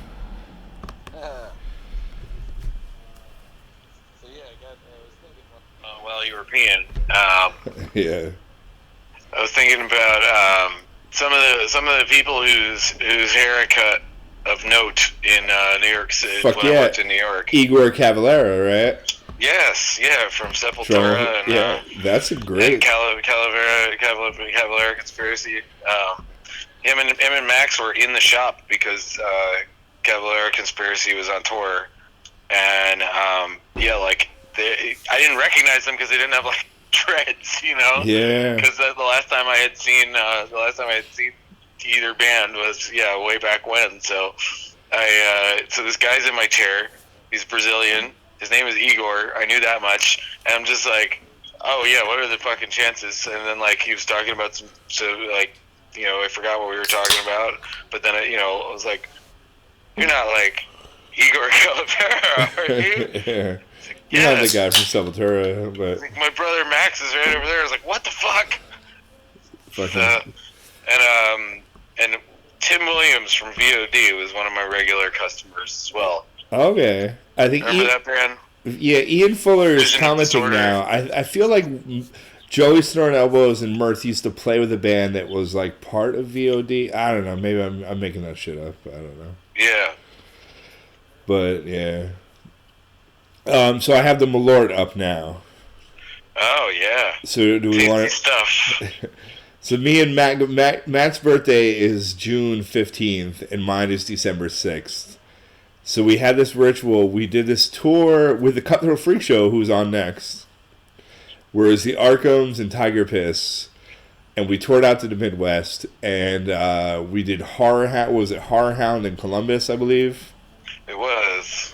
And then some dude saw that we were touring as this like weird freak show punk rock circus thing.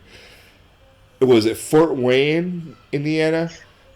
I think it was. It was somewhere in fucking Indiana. So he was like, "Oh, you need to come out and do a show here." And we were like, "Ah, well, can you do a Monday night?" He was like, "Sure."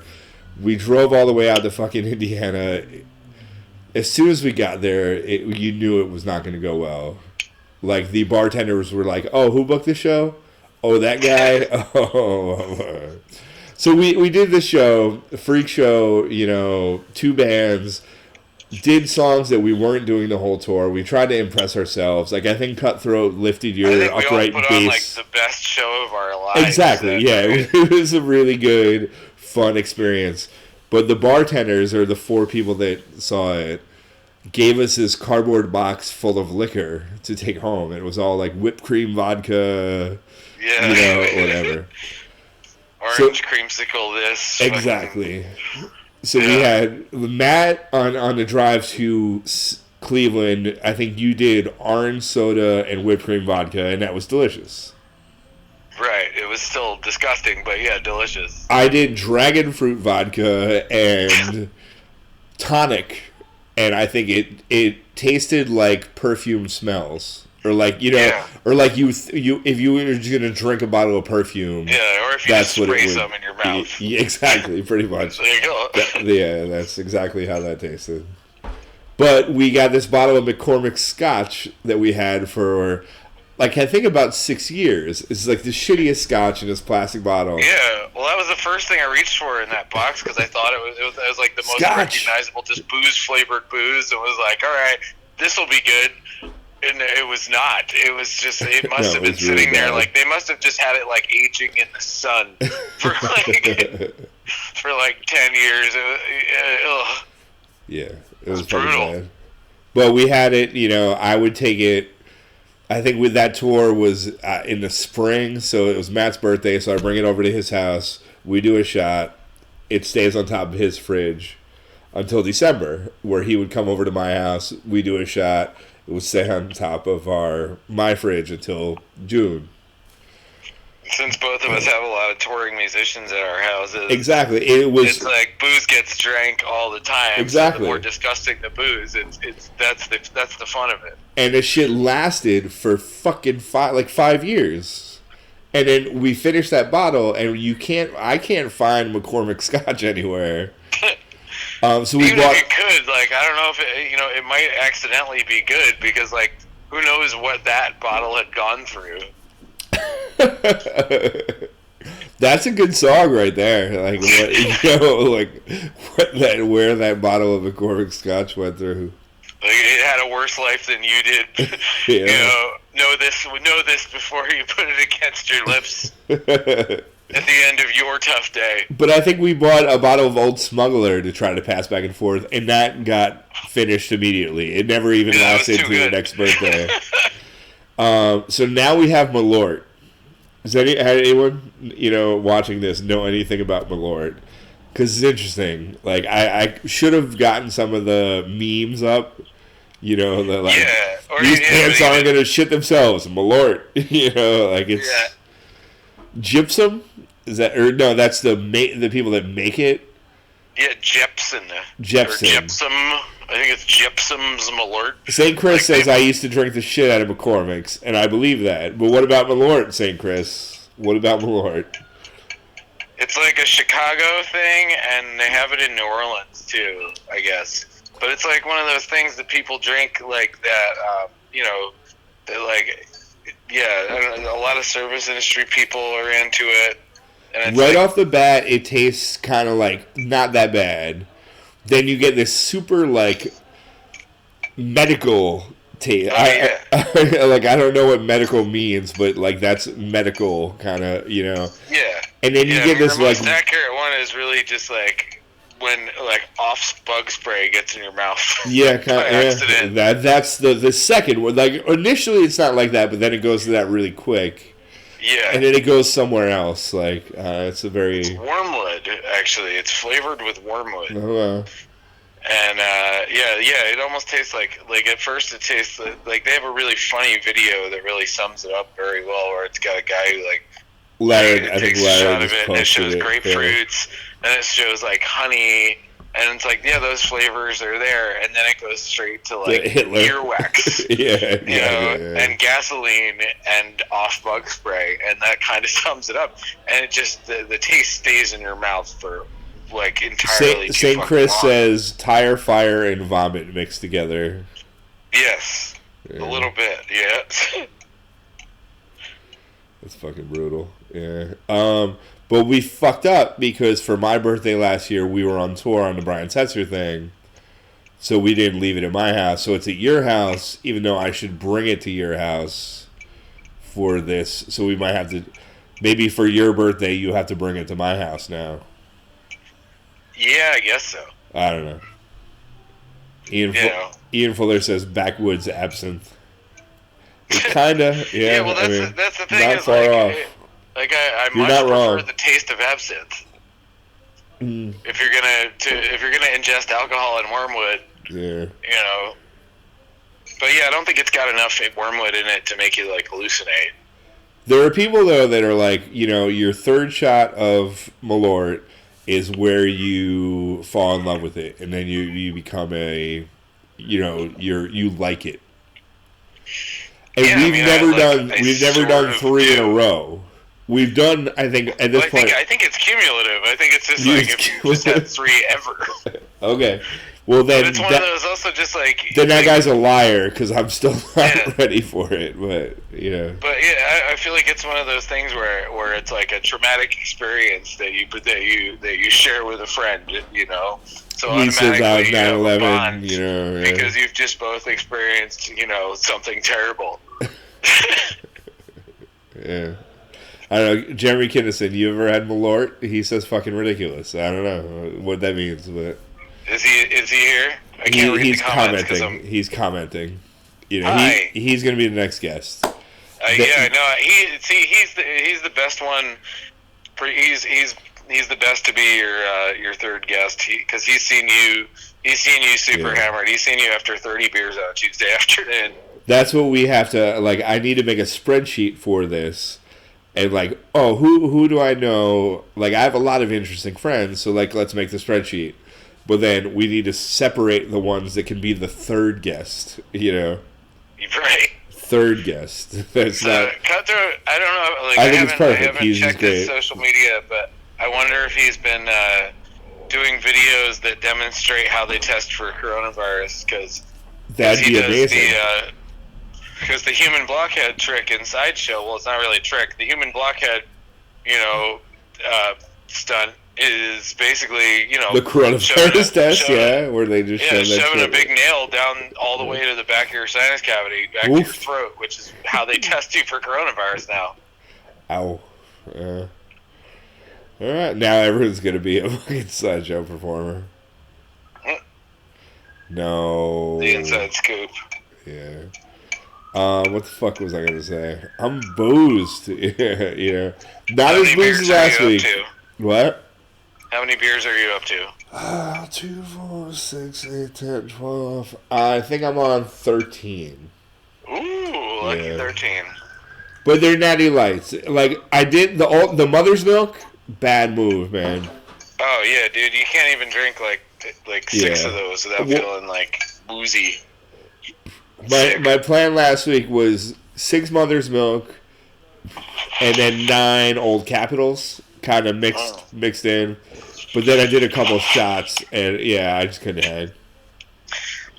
Yeah, it's so crazy that alcohol is an essential business. I mean, America, it's true, but yeah, that just boggles my mind. Well, I mean, and a lot of people talk about the alcohol dependency, and I don't know if it's that necessarily, but like, I think giving people an illusion of normalcy is important during a time like this, Yeah. Here, wait, hold on. That sound effects, that was me opening a beer. What are you drinking? I am drinking a Founders Solid Gold. Okay, it's like yeah. the Founders, like cheapo. It's like Founders kind of version of PBR or whatever. Yeah, that's what I think I need to go with. I need to go with either like a Labatt Blue Light or like a light fucking lager kind of canned beer. Or yeah, I mean, honestly, you know what beer is delicious in this time? Corona. Well, you brought this up. Next Tuesday is Cinco de fucking Mayo. Exactly. So I'm trying to put that together. Oh, our doorbell just rang. That's weird. Oh man, so it falls on next Tuesday. Huh? Next Tuesday. So I'm gonna have Emily, who my only people who have worked at the taco shack. That's exactly what I'm thinking. And so far, I have Emily, who's like a clown that's traveled the world at Cirque du Soleil. The front door just bell rang. Did you order food? Yes. Mike Brand ordered food. Our neighbors in this duplex have a bouncy castle set up outside in the backyard, and Mike Brand just wanted to play banjo for them. I caused playing banjo when they went outside. And now he ordered food. It's getting weird. I'm not the weirdest thing that's happening literally in this building. Your neighbors have been doing a bouncy castle. They've been lowering Girl Scout cookies down from their balcony. Yes, yeah. They're always fiddling around with a metal detector in the backyard. At least you have an interesting show. It's like a Gilligan's Island episode every fucking day, every fucking week here. Who knows? So, you have been writing like what is the Uber? You've been writing some dubstep. You make that sound like that's like a thing I do or I'm good at or something. I mean, I don't know. One morning, Eddie sent me Eddie like on tour had stayed somewhere else like one night, and he was coming back to wherever we were staying. He sent me a text message that said, "I'm in an Uber now," and I was really like kind of still drunk from the night before or something. I thought I was like, oh, it's like "I'm in an Uber now" is the name of my new electronic music single, my new EDM hit. So I like proceeded to just pull up GarageBand on my phone and start making a stupid song, and I lost it because it was on my old phone. But I just sampled myself saying "I'm in an Uber now," and then made some Euro disco sounding music for it. It was funny. I kind of wish I could hear that right now. I'll have to remake it. And I kind of love the idea of people making stupid music, And I had a band. Well, I had like a joke band with my friends, like oh god, in like '97 or '98. And it was just like samples of me making stupid noises and then like looping them and making like looped kind of like electronic music out of that. And we called it Anal Beatbox. Anal Beatbox, that's fucking great. It was like we were staying at a friend's house. I was staying at a friend's house with another friend, and like his parents, it was like we were like 17 at the time or something, and his parents had had somebody staying over that was like convalescing in some kind of way, so they're like, oh, make sure you be quiet. So like we're up there just like laughing to the point of tears because it's just so ridiculous when you start looping stupid noises. And I gotta dig some of that stuff up for you to play during your guests next week. There you go. Two-part question. How do you feel about Nirvana? And did you see the Post Malone thing? You showed me some of that the other night. And yeah, I don't know. I've always been a Nirvana fan ever since was a teenager, or no, the teenager. I was in junior high school when Nevermind came out, and yeah, I was hooked. Yeah. And my aunt actually she used to teach with Dave Grohl's mom, and so for years I always heard this that she knew Dave Grohl or whatever, not him personally, but his mom, and then that they did know each other, and but I always thought it was whatever, yeah, that's not true. And then years later, the Grohls actually sent flowers to my grandmother's funeral, and then in 2003 or 4, and then never heard anything else about that since. But I was like, okay, cool. So Kathleen really does know them.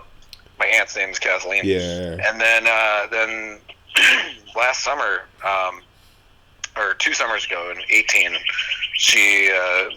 the Foo Fighters were at Madison Square Garden, and my aunt was like, "Hey, do you want to go to a Foo Fighters show and go backstage?" I was like, "Absolutely." And I went, and I wasn't even I wasn't always a huge Foo Fighters fan, but after that, I started listening to them a lot more, and really getting into it. And and now it's obvious to be like, oh, Times Like These is a great song for times like these, but it really fucking is. Yeah. And it's interesting to think about how when those miners were still in, I think it was Chile or something, or they were stuck in the mine for 3 days. Is that what that's about? Yeah. And no, but it's not what that's about. But those guys, they requested to get Foo Fighters music. Oh wow. They got when they were stuck in there, they got an iPod full of Foo Fighters music lowered down, which is wow. Yeah. What? That's insane. Yeah, it really is. But I remember seeing a video of you at that Madison Square Garden show, shotgunning fucking Coors Light with Dave Grohl and the dude from what was that show? Fucking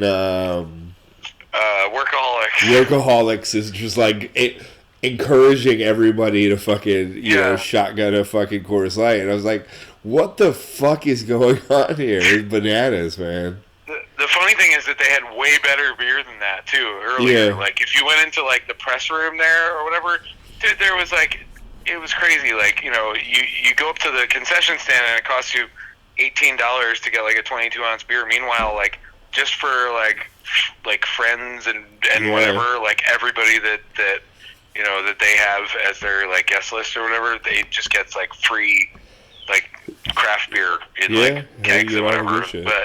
But I didn't even know. Yeah. Anyway, I was only back there for a couple minutes, but it was cool. It was fun. I love that fucking video. But Nirvana. It's always been a thing. But Post Malone, huh? I mean, that was really good. And they opened with Francis Farmer, which is you can tell. I think how good a Nirvana cover set's going to be by what they open with. You know, if you open with, I don't know, In Bloom or something, I don't know, maybe this is not gonna. And Post Malone played In Bloom later, but if you're gonna open with that, maybe this isn't gonna be so good. You open with Teen Spirit, they didn't even play Teen Spirit, obviously. Yeah. But opening with Francis Farmer, that's one of the it's super tone heavy. I don't know, you're setting shit up. Oh yeah. Yeah, I don't know. I'm talking crazy, man.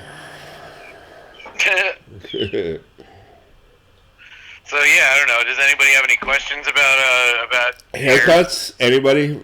I wanted to figure out how to have people call in and we could both hear their call, but I didn't do that this week. So if anyone has any haircutting questions, so you don't have to storm your state capitol, type them in now. I think that yeah. Come on, fuckers. I mean, I wish that I got to see more, I wish I could go out more or whatever everybody does, but it would be funny if I, somehow was able to just get access to, seeing what people's home haircuts were like. Yeah. You know, I wish I saw more bad ones when I was in public. But yeah, I don't know. I have a shit time with the beard where it's like, oh, I cut this side. Oh, that's much shorter than this side, and then I got to cut this side. You know, it's like you can never get them equal, so you can just keep cutting them down. Is like kind of. Oh yeah. Yep, and then you're just taking away. Yeah, I'm not even getting into haircut, you know, but I feel like me eventually when I go over the fucking brink of whatever quarantine sanity is, I'm gonna cut my eyebrows, and that's gonna be the equivalent of me cutting my bangs. I just walked into my house and I hear us a few minutes ago. Uh-oh. Yeah, there is a little bit of lag. Yeah, dude, last night our live stream as the duo, there was like a really, like, the sound was fine, but there was like a video issue, but it looked like one of those like 80s music videos, like the Yaha video. Oh, were you like all like back in? Yeah, it was just like this like jump cut to jump cut, and it was hilarious.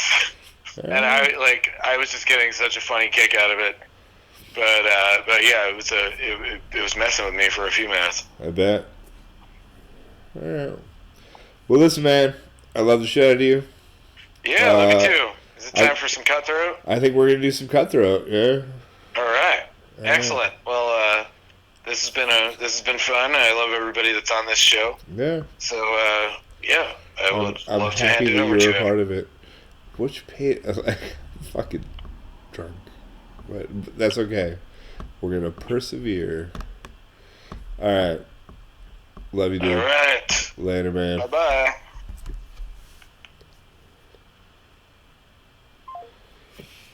All right.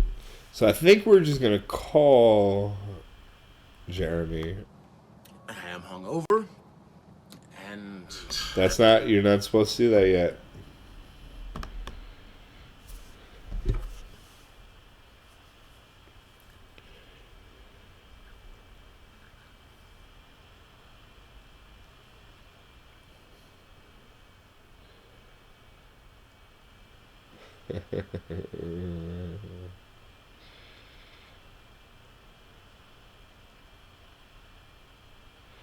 All right. Just give me a minute.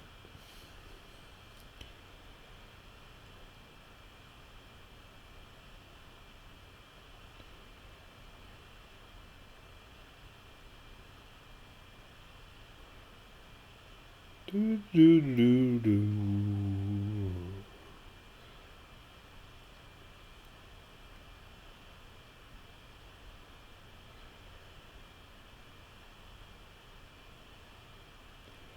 All right, now we're calling.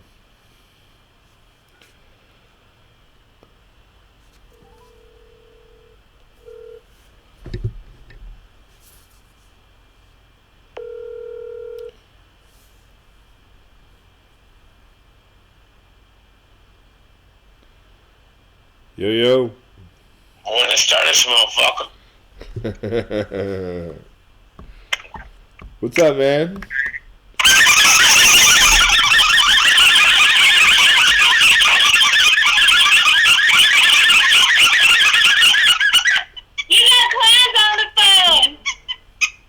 I got clowns on the phone. Yeah. Alright. They're doing a whole, group speakerphone thing, so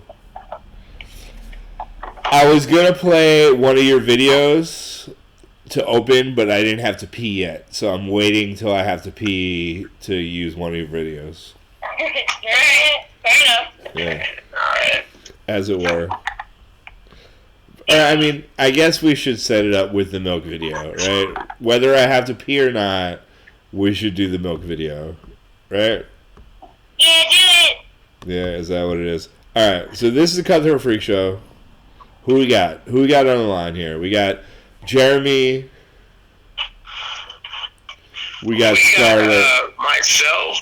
We got Scarlet Storm. We got Whitey Alabastard, and we have Queen Monkey. What It's was a four-piece. We all fucking shacking up.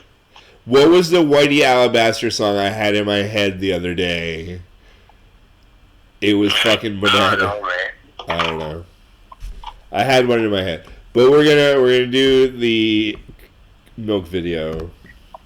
Hey. Hey.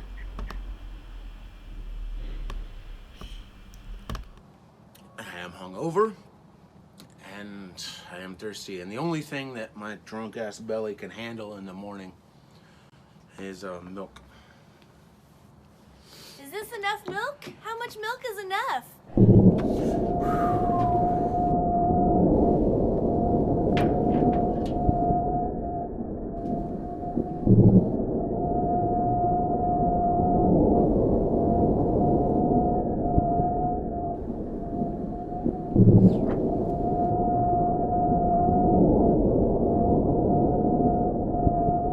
Three plastic bags.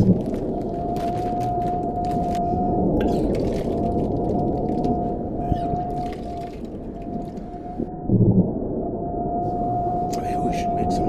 Oh shit! Oh no.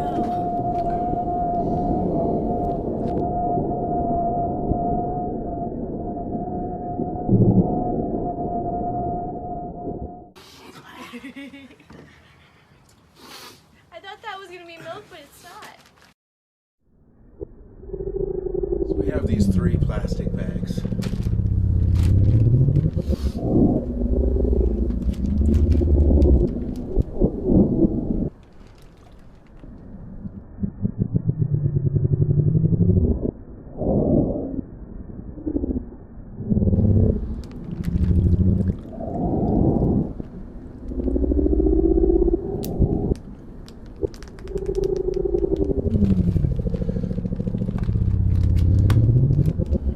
Rubber band on the back.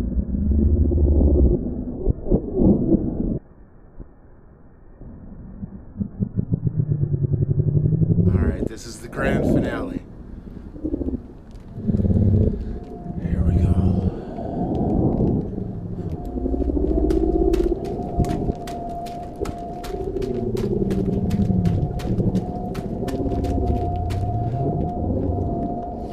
There's a finale coming. But I'm kind of milking it.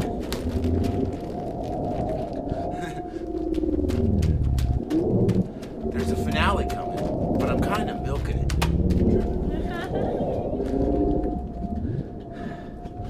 There's a finale coming.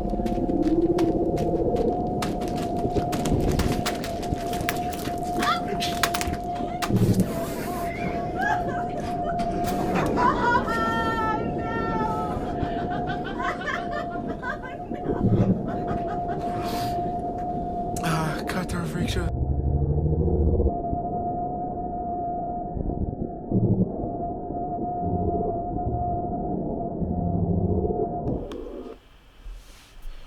Whoa.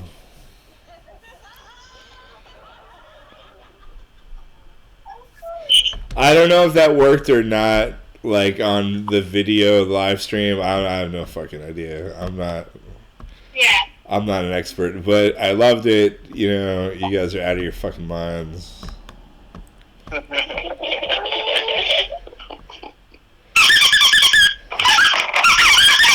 Is that that's clown squeaking? Is that what that is? Yeah. All right. Can you give me some clown squeaking just so I can see how loud it is? Squeak it out.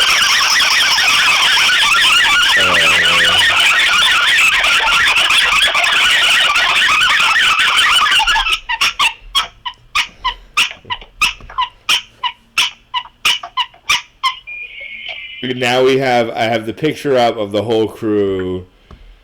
Jeremy, Wendy, Whitey, and Scarlett up on the thing. How you guys living? Goddamn fantastic. How are you living? I'm pretty good. I mean, you know, in a whole different world. Oh, you guys are in where? North Carolina now? Yeah. Raise up. I will raise up, yeah. Did you see Lara was like, oh, drink every time St. Chris said fuck, and I tried for a couple minutes. I can't hang with that shit, man. No one can. That's ridiculous. Last week, I drank a heavier beer and I did a couple shots, and I ended up falling asleep for the last 35 minutes of the episode. Today, I'm trying to stay awake for the whole thing. Yeah. So are we. There you go. I mean, you guys. Yeah, I think I might need to turn on a light here, but... The squeakers are to wake you or us up if we start to get too sleepy. We'll just squeak them, and that's like a little alarm clock. So, what's up with the freak show? Where, were you guys quarantined together, or did you, once this happened, move in and, go to the same place? I feel like we accidentally all landed together in the same spot at the same time. There was a lot of different conditions, a lot of different situations that ended up with all of us ending up here. And here is where in North Carolina? Alexitonia. Oh, in the house. I've been to your house, right, Wendy? Right? Yeah, we're at Monkey Mansion. There you go, Monkey Mansion. Awesome. So that's why you guys are all camped the fuck out. Yeah. Awesome. We were getting ready to start, where we were all coming together, and we were gonna leave. We had a few weeks off to just kind of chill, and then everything got locked down, and so now we're just doing the tour from the internet instead of online, in person. It's kind of weird. We're still getting used to it. Yeah. So have you been doing how do you space out your shows? We're doing every Sunday a live stream on Facebook so far. We're trying to figure out what else to do, but that's what we've been doing so far. Yeah. It's kind of hard to figuring out how much is too much or how much is not enough, right? Never enough. Never enough. Yeah. Man, what the fuck are you talking about? What am I talking about, or what are you talking about? I don't know, man. Talk to me. I'm just saying that you don't want to, do a live stream every day and have people not tune in as much. It's how many days apart can you do it? Trying to get hometown syndrome? Hometown syndrome on the whole internet. Exactly, in the whole fucking world. That's exactly. Yeah. You got to figure that out. When is appropriate to.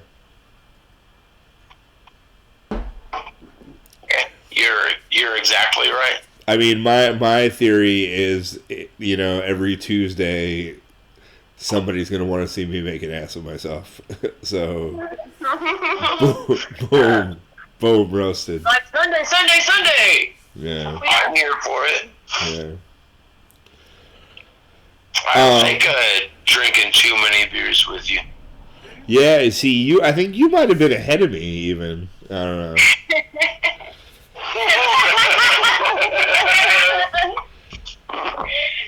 I don't, last week, I went a heavier beer. Weak beers. Yeah, I need to. I mean, I don't know. I can't drink 15 beers and do a couple shots. Last week, I fell asleep. I was just straight snoozing for the last 30 minutes. And, that's not where I'm trying to go. Yeah, you're right. I mean, there's only so much a man can take. I feel like Danny Assis was very into talking to you guys, and I would love to have him on. One of my favorite memories was of you, Jeremy, and Danny Assis buying Pepe Le Pew panties in a Alabama Walmart. Yeah, man, there was nothing else to do that day. That you wore for Tiger Piss and you covering Nothing But Love, I think it was, at the Tin Roof. Yeah. Man, fucking Air Supply, man. Air Supply. Are you talking about Air Supply or the other one? And you said no Air Supply. No, not fucking Centerfold. God damn it. No, that was the next year. It was Air Supply the first year, and then Centerfold. Centerfold was Captain Obvious. That was my fucking camouflage shit. But Captain Obvious and the what? the Day Drinkers, I believe it was. I think that sounds right. That sounds like you. I think I went into a Walmart because that tour was fucking 11 of us, right? And every single fucking day, somebody had some weird drama. So I feel like I kind of became the clown, or like I'm generally the clown, but it's like, oh, I'm gonna do some stupid shit, so everyone's not just upset about whoever's girlfriend isn't calling them back or whatever, you know. So I went into the Walmart looking like me.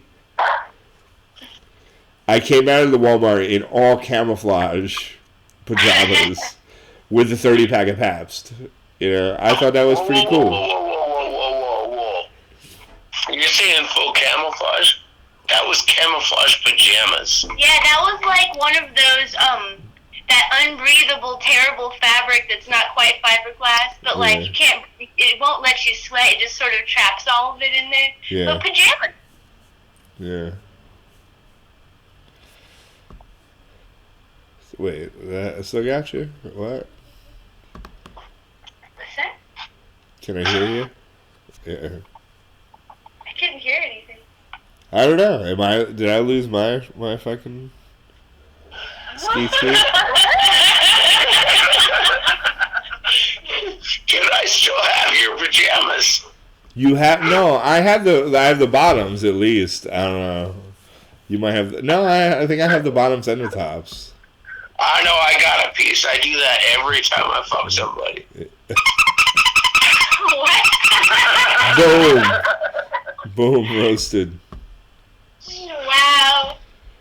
So you were just in fucking Dubai, right? That wasn't that long ago, was it? That was kind of a long time ago. India. Yeah, I've done. Oh, you guys did. You and Scarlett just went to India. Yeah, we were in Mumbai. Right before this started. Yeah, we just got back and then this started. How long were you guys there? 1 2/3 months. 1 1/3 months. That's, I mean, and how was it?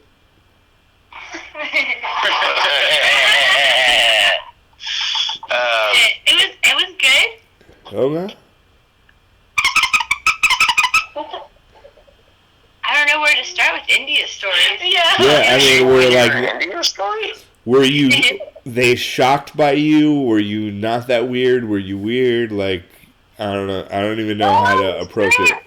Yeah, well, we had been booked to perform at, like, this restaurant that was sometimes a nightclub, but like, sometimes a restaurant, and some of the people thought our acts were a little bit much for dinner, but they liked them. Like, more people liked them that didn't like them, but some people thought they were much for dinner. But we had a good time over there. Yeah. I really like your explanation, Scarlett. You did a good job there. Oh, man. Yeah, they were like, what? Putting things in the nose? That's weird. And I was like, oh, this is our toned down show. It's usually a lot weirder. There's no, like, firecrackers being exploded on any nuts or anything. This is like our PG show. Yeah, alright. And then you came back from India and you were going to do a U.S. tour. Is that what it was? Yeah, we came back. We were going to start touring in, like, middle of April. Like, our tour was supposed to start, like, a couple weeks ago. And now everything is just indefinitely rescheduled. If the bars or venues are even still able to open back up after this, we'll see how it goes. Yeah. where were you gonna go? You're gonna do like a whole country kind of thing?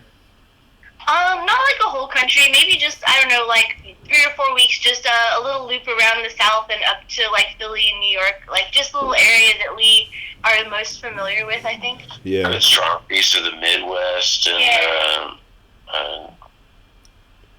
up there, like, next to you, we were, like, talking to you about some shit. Yeah. I mean, you guys never come to That's Kingston, impossible. Say. I think, like, you do better slightly south of us for some reason. I don't know why. My city's lame. Yeah. I guess that's where you like to live. I do like to live here. I wish people here appreciated more interesting things better, but what are you gonna do? What are you gonna do? So, have you guys been doing online shows? Has that been working out monetarily for you, or? Kind of. It helps my brain anyway. Yeah. Yeah, kind of like you guys were talking about before. The tips were definitely stronger the first week we did it. I think we've done it like 4 times now, and it's been people are able to like tip a little bit, but it's like they're trying to save money too and shit, so it's okay. But it definitely was a lot better. That first week was like, holy shit, this is amazing. Yeah.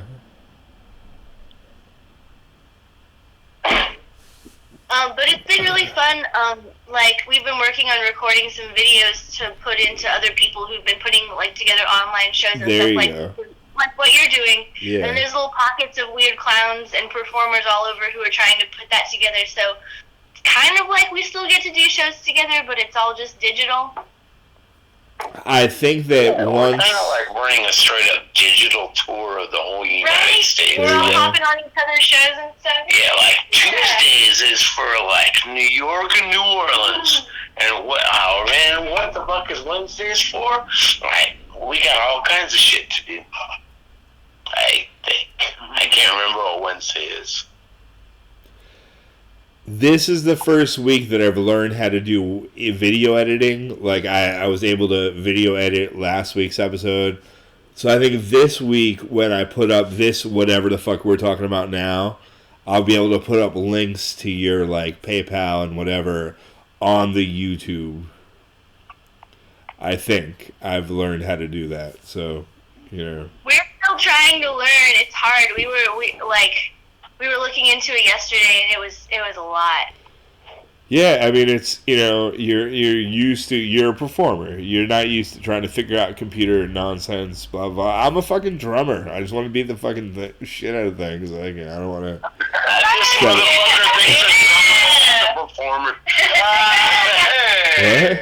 This motherfucker thinks a drummer isn't a performer.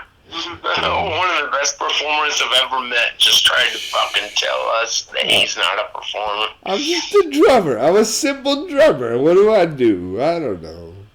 Yeah. Oh, Kevin. So I was looking through my cloud the other day, and I came across those videos when we were trying to make a video for Get a Little Weird Tonight. That time we were like on tour in Snowden up there, and there's still weird little videos floating around from that. I don't know if you ever made a music video or if it still exists somewhere, but it's gonna happen maybe. I'm into it.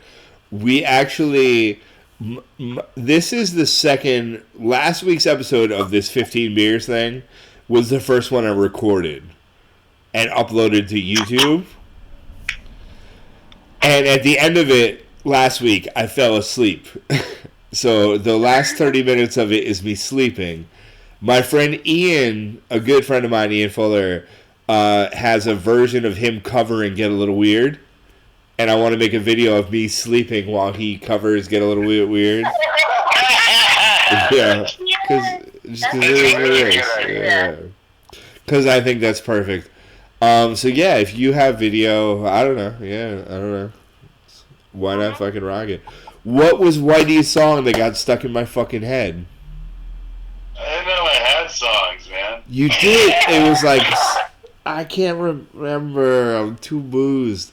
It was like fucking something about bologna. No. It was grilled cheese sandwich. It was hot dog grilled cheese sandwich. Grilled cheese sandwiches. Yeah. Hot dog. What? Hot dog what? Hot dog sandwiches, grilled cheese sandwiches. Yeah. Hot. Can you play it for us a little bit? It's been stuck in our heads ever since that night. I know. It was stuck in my fucking head too, man. Okay, so Wendy and I were talking about how we clearly have to make an act to this now, and at some point when we make these costumes. I thought that was a one-time thing, but yeah. Hot dog sandwiches, grilled cheese sandwiches. Oh, what am I supposed to do right now? Yeah, do it, man. Come on. Cool, he did. Yeah, I have to grab the accordion. Yeah. All right. You know, we also have the Scarlet video to play as well, so we can play the Scarlet video, Yeah, that's and you can get ready to play hot dog sandwiches. Hot dog sandwiches. All right.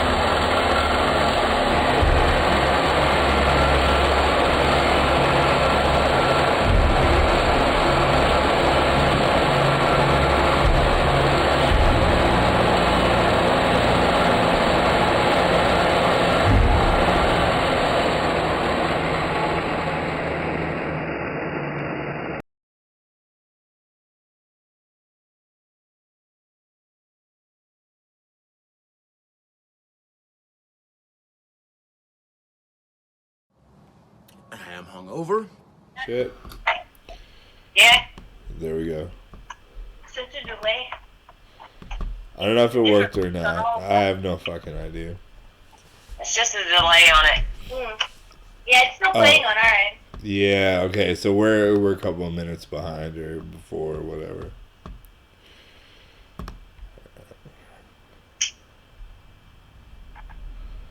Wow, my shit looks like it's way behind. Oh. Damn, man. I can hear you. Like, we alright? Yeah, we're good.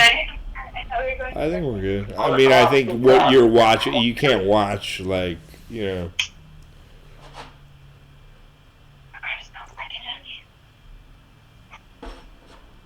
Who smells like an onion? I said my armpit smells like an onion. To be fair, that's true of the whole house. Yeah, this isn't the full experience. You can't smell us. That's like, these online shows, you're missing out on a really important part. But they smell like onions. There you go. Open onions. Dude, I wish I was there, man. I'm not opposed to the smell of body odor. You know, it is what it is. We toured. I'm kidding, man. We were at Bath and Body Works yesterday. We toured. Jeremy Scarlett did that, like 11 people in one van, Coney Island Roadshow tour, and that tour smelled bad. You know. So bad. Yeah, it was terrible. That was, you know. So, what's your plan going forward? Like, live shows? When do you think you'll be out, like, doing street stuff again? Like, Eric Auditorium, like, is kind of pretty conspiracy theory, like, open everything up right away. Where you guys That's what it looks like June. The only thing I can say is, like, follow his Instagram, and that's the only thing I can fucking figure out. Like, I don't know anymore, man. Like, that motherfucker's way the fuck out there. Yeah. What I'm saying for you guys, like, when do you think, like, you'll be back out? Like, or are you comfortable just doing, like, live shows, you know, live streams, or... What I'm trying to figure out is how to get this house out to do, like, shows and stuff again. Yeah. Yeah, definitely want to do that. Oh, yeah. Yeah, just whenever. That's all I know. And Eric is way the fuck over there. So, like, I hope he's doing well. But, like, I can't help, and he can't help. Yeah, like, we want to wait till it's safe, too, because we don't want to, you know, get all of our friends sick by having them come to our shows. So I think it's important to make sure it's safe. But, like, we are so ready when it's safe to get back out there and do shows again. Like, that's gonna be a really fun time whenever it happens. Yeah. Are you guys... Looks like June, but maybe further out. That's what we're hoping for. Hey, Are you guys doing weekly shows? What was it you were looking for? What? Wait, what happened? You were looking for a song from Whitey Alabaster? Yes. Fucking hot dog sandwiches? What is it? Yeah. Are you ready? Yeah, of course I'm ready. Fucking ready. All right, we're ready to go. Boom.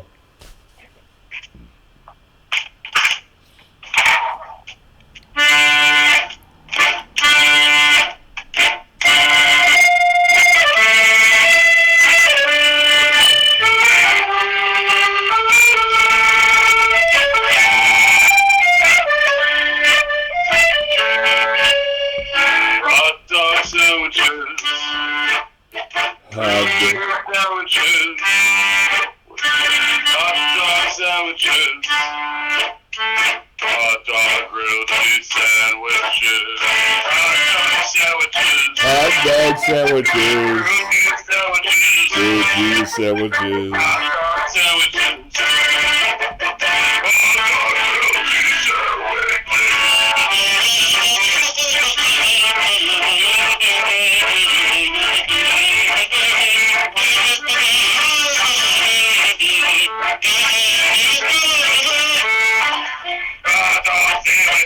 Hot dog sandwiches.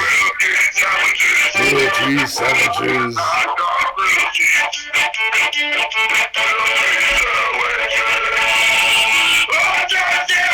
Hot dog sandwiches!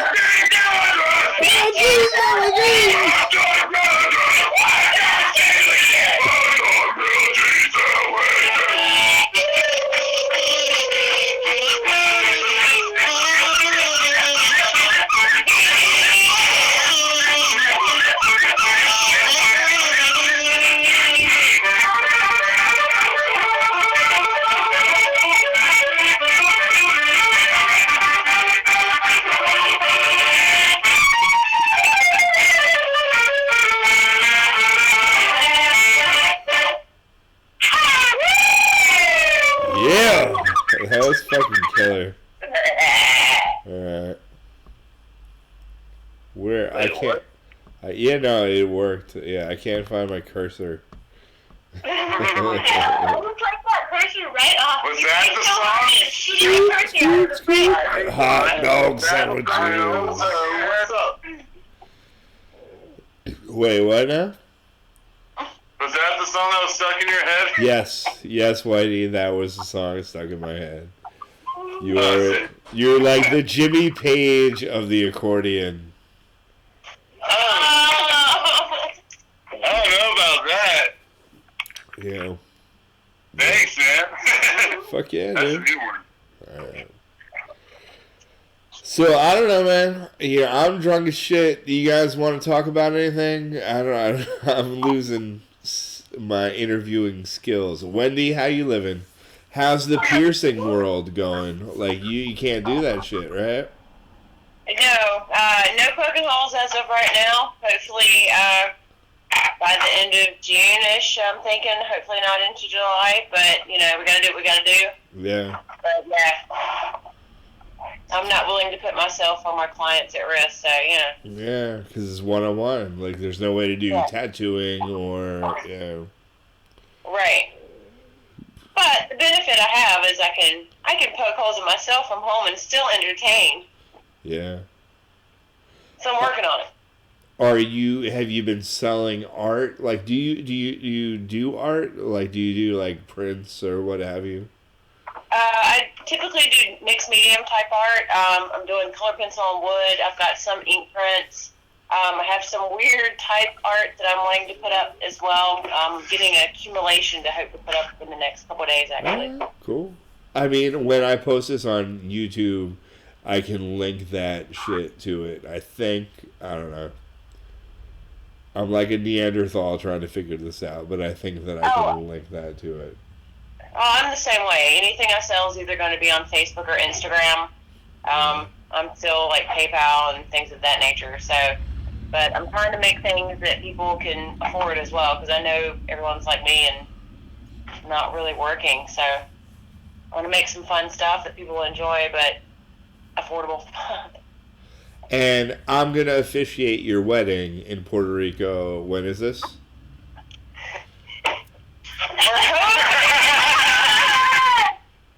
Wait, we're shooting for July, but we don't know if that'll happen yet. Wait, what is this? July, hopefully. July? I thought it was September. No? It was July. July or September. We're open to both months. They're both very significant. I want to hang out with you guys in Puerto Rico. Oh, yeah. Yeah, absolutely. That has to happen. Yeah, I mean, I don't know. Gonna do it right. Alright. Well, listen, I think I'm gonna wrap this shit up. I love you guys so much. You too!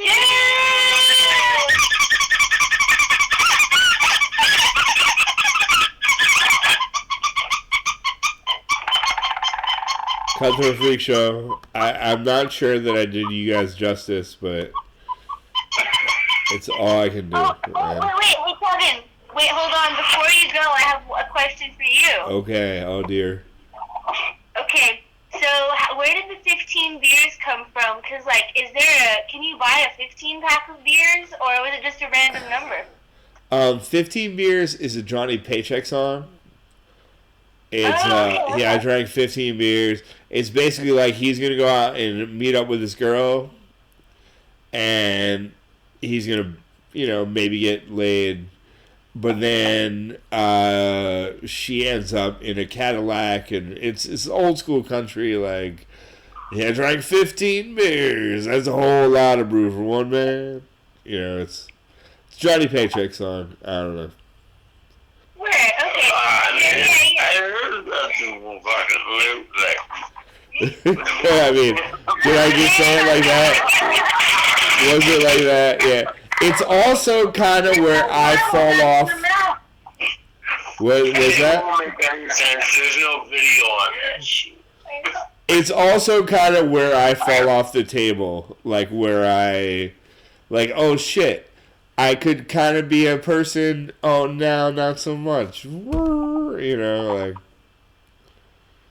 I kind of fall off after 15. Oh yeah, 15 is like I could function up until this point kind of beers. Yeah, that makes sense. Yeah. Who knows, man? I don't know. How many have you had so far? We're at 2, 4, 6, 8, 10, 12. We're at 16. So I've exceeded the expectations. But yeah, I'm not in a good, I'm not a good interviewer. I can't ask you guys. You guys deserve more interesting questions than what I am asking right now, Like, I'm just not.